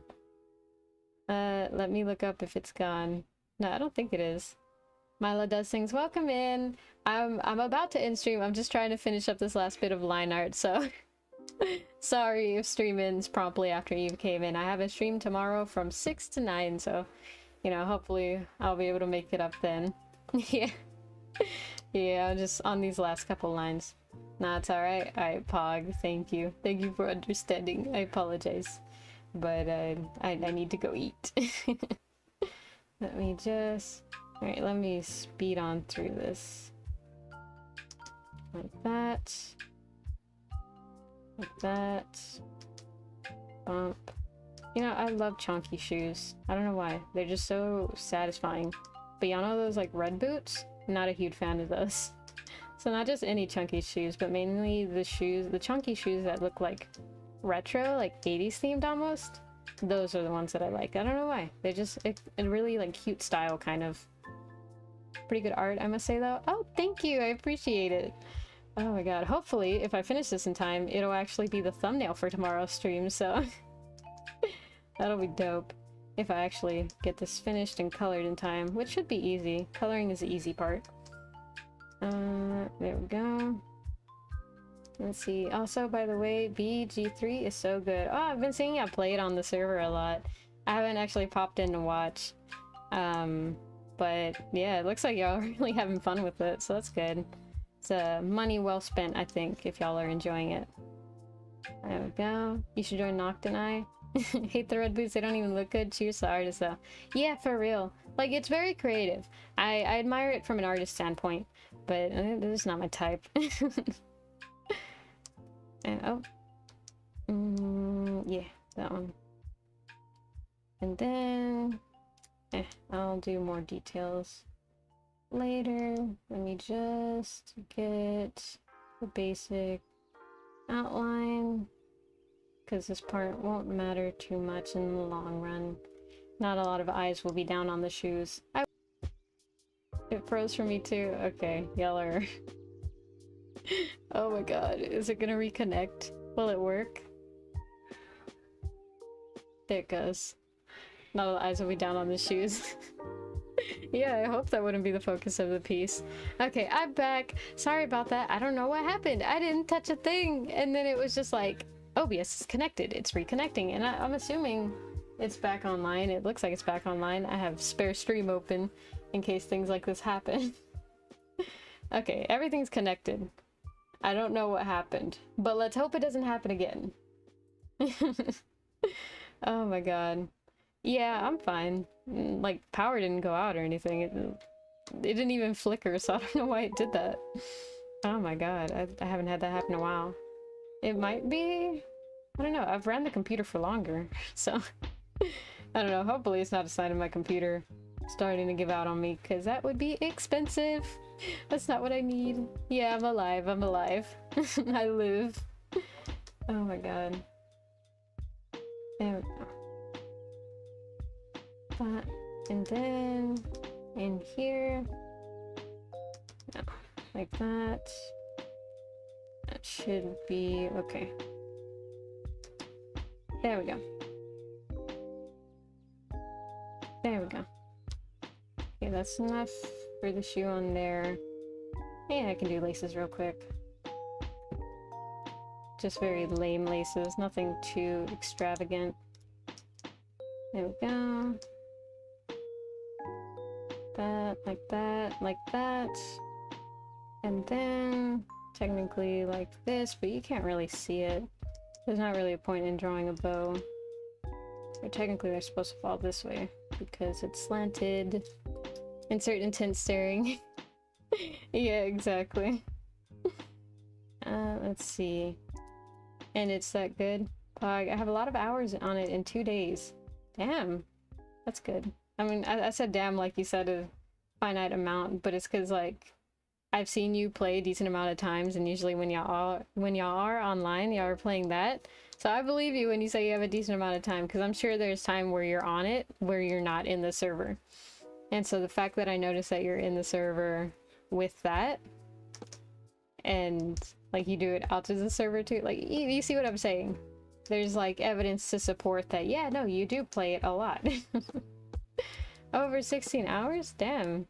And it's only been 2 days, so it's like 8 hours each day. That's like a quarter, right? 8, 16, 24. No, that's like a third of each day. Actually, 16 hours, that's 8 hours per day. So yeah, you've spent a third of the 2 days playing it, which is a decent chunk of time. We only play while on server? Ah, gotcha. So, it's impressive nonetheless.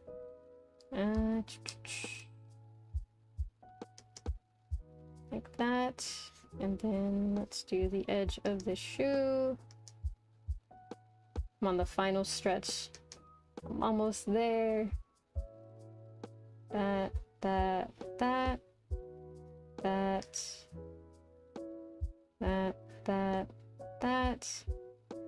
And then come into the center for the bow. That's a horrible bump. Right there. There. That's semi-decent. There we go. Aside from the hand. Let me try and this one last time. One last time to do a quick hand. Let's see. Honestly, when people ask what drawing software I'm using, I'm like, Roblox for you draw? Some people draw on Kahoot? Oh my gosh. Create more, but I have to wait for Noct. The eyes shaking help. Oh my gosh. Trying to hurry up and finish this. At first I was like, this looks a little promising, and then I looked at it again and I was like, never mind. Oh my gosh. I just don't like the angle that it's at because they look too much like stop motion fingers or cartoon fingers. Not enough like actual hands. Okay, because the way the thumb works is there's a bone there, and then that's connected to the actual muscle, and then right here would be a bone. There's the second segment, third segment, second, third segment, second, third segment, and then the pinky, which is... It also has 3 segments, but it's the shortest of the bunch. Right, and so that's what it is. And so, like, knowing the structure of it, I in theory, technically, if I just, like, erased the other parts of it, it should work, but it won't. Because watch and be amazed as I reveal that knowing the structure does not automatically give you a free pass into knowing how to draw hands.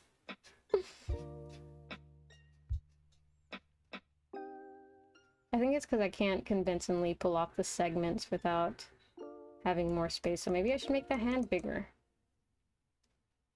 There we go. Anatomy, I can't even. Exactly. Difficult.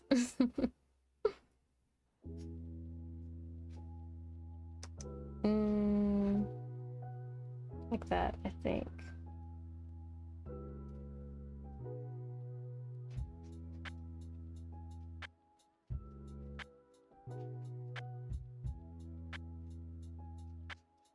I'm like so focused right now.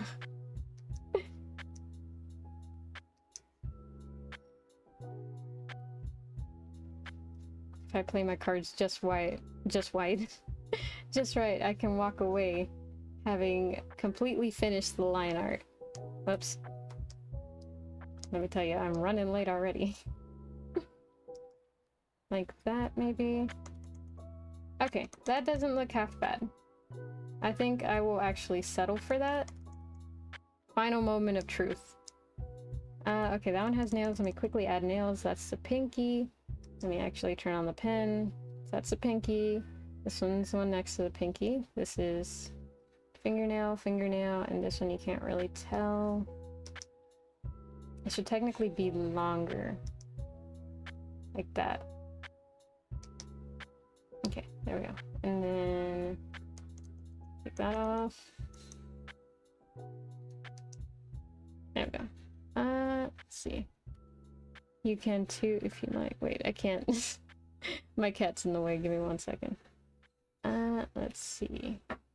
You still willing to try and join us? Whenever you have time, no pet. My bad, you two. I don't have Discord or socials. No worries. Yeah, no worries. I think I'll try and hop on at some point. It's just this week was a little bit busy for me. I'm hoping to get a bunch of other stuff set up and finish other stuff. So at some point, hopefully, but no guarantee as to when yet. There we go. There we go. Okay, that's not too bad. Decent progress made. I'm questioning a little bit of anatomy here and there. I forgot to line that. That's what that was. Okay, I was like, why is that missing a piece? There we go. Line there. And line here.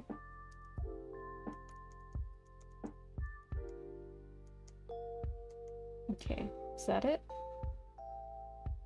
It looks semi-complete to me. Oh, there are so many lines that I'm missing. Way too many, way too many. Right there. There we go.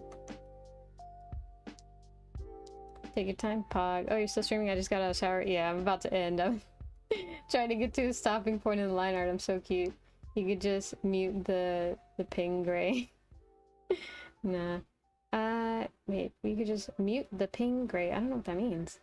I don't want the PNG in my ear all the time. Wait, I don't want that ping. I don't know what that means. Still, not just the ping, there's other reasons. Oh, okay. Okay. There we go. Okay, there. I think... Yeah, I think... I think, and then I unthink, and then I think again. I think, therefore I am, as I think Socrates once said. But honestly, I don't know, I didn't pay attention to philosophers and such. Fascinating, but I think my favorite part about philosophy is just like, oh my god, chat broke! Chat broke! No! Oh, it's broken. I just realized that. How long has that been gone? Wait, this is from socials? To be or not to be? That is a question. Whether to actually have chat working or have it disappear in the middle of stream. To fix or not to fix when stream is about to end. Whatever, that is a question. If I paste, it won't work. I know it won't, but I'm still gonna try. Yep. Okay, I think that's my sign. It's time to go. Chat's broken and is not coming back. Oh my god, why are we here? Just to suffer? Who knows? But yeah, what I was gonna say about philosophers is that people were like, ah, philosophy is dumb, right? Back in the day. Philosophy is dumb, and philosophers are dumb, and like, they're goofy, they're silly, they're dumb. Let me switch back to chatting because I'm about to end. But philosophers heard that and they were like, oh, well, actually, if you think that, congratulations, you've become a philosopher, and that's your philosophy on philosophy. Welcome to the club. And people who hated philosophy were like, damn it. And so now no one likes speaking out against philosophy, because then guess what? You're just like them, for real, for real. So yeah, there's my ending statement. Thank you all for being here. I hope y'all enjoyed me struggling to draw. And I will see y'all tomorrow for a Minecraft stream from 6 p.m. to 9 p.m. Central Standard Time. I will see y'all then. Okay, be safe. What is it? Drink your milk, eat your vegetables, don't talk to strangers, or at least try and use your best judgment. Okay? Okay. Oh man, I'm so hungry. It's from Red versus Blue. I gotcha. Good night. Stay safe. Good night. Night, y'all. Be safe. Bye. And then there.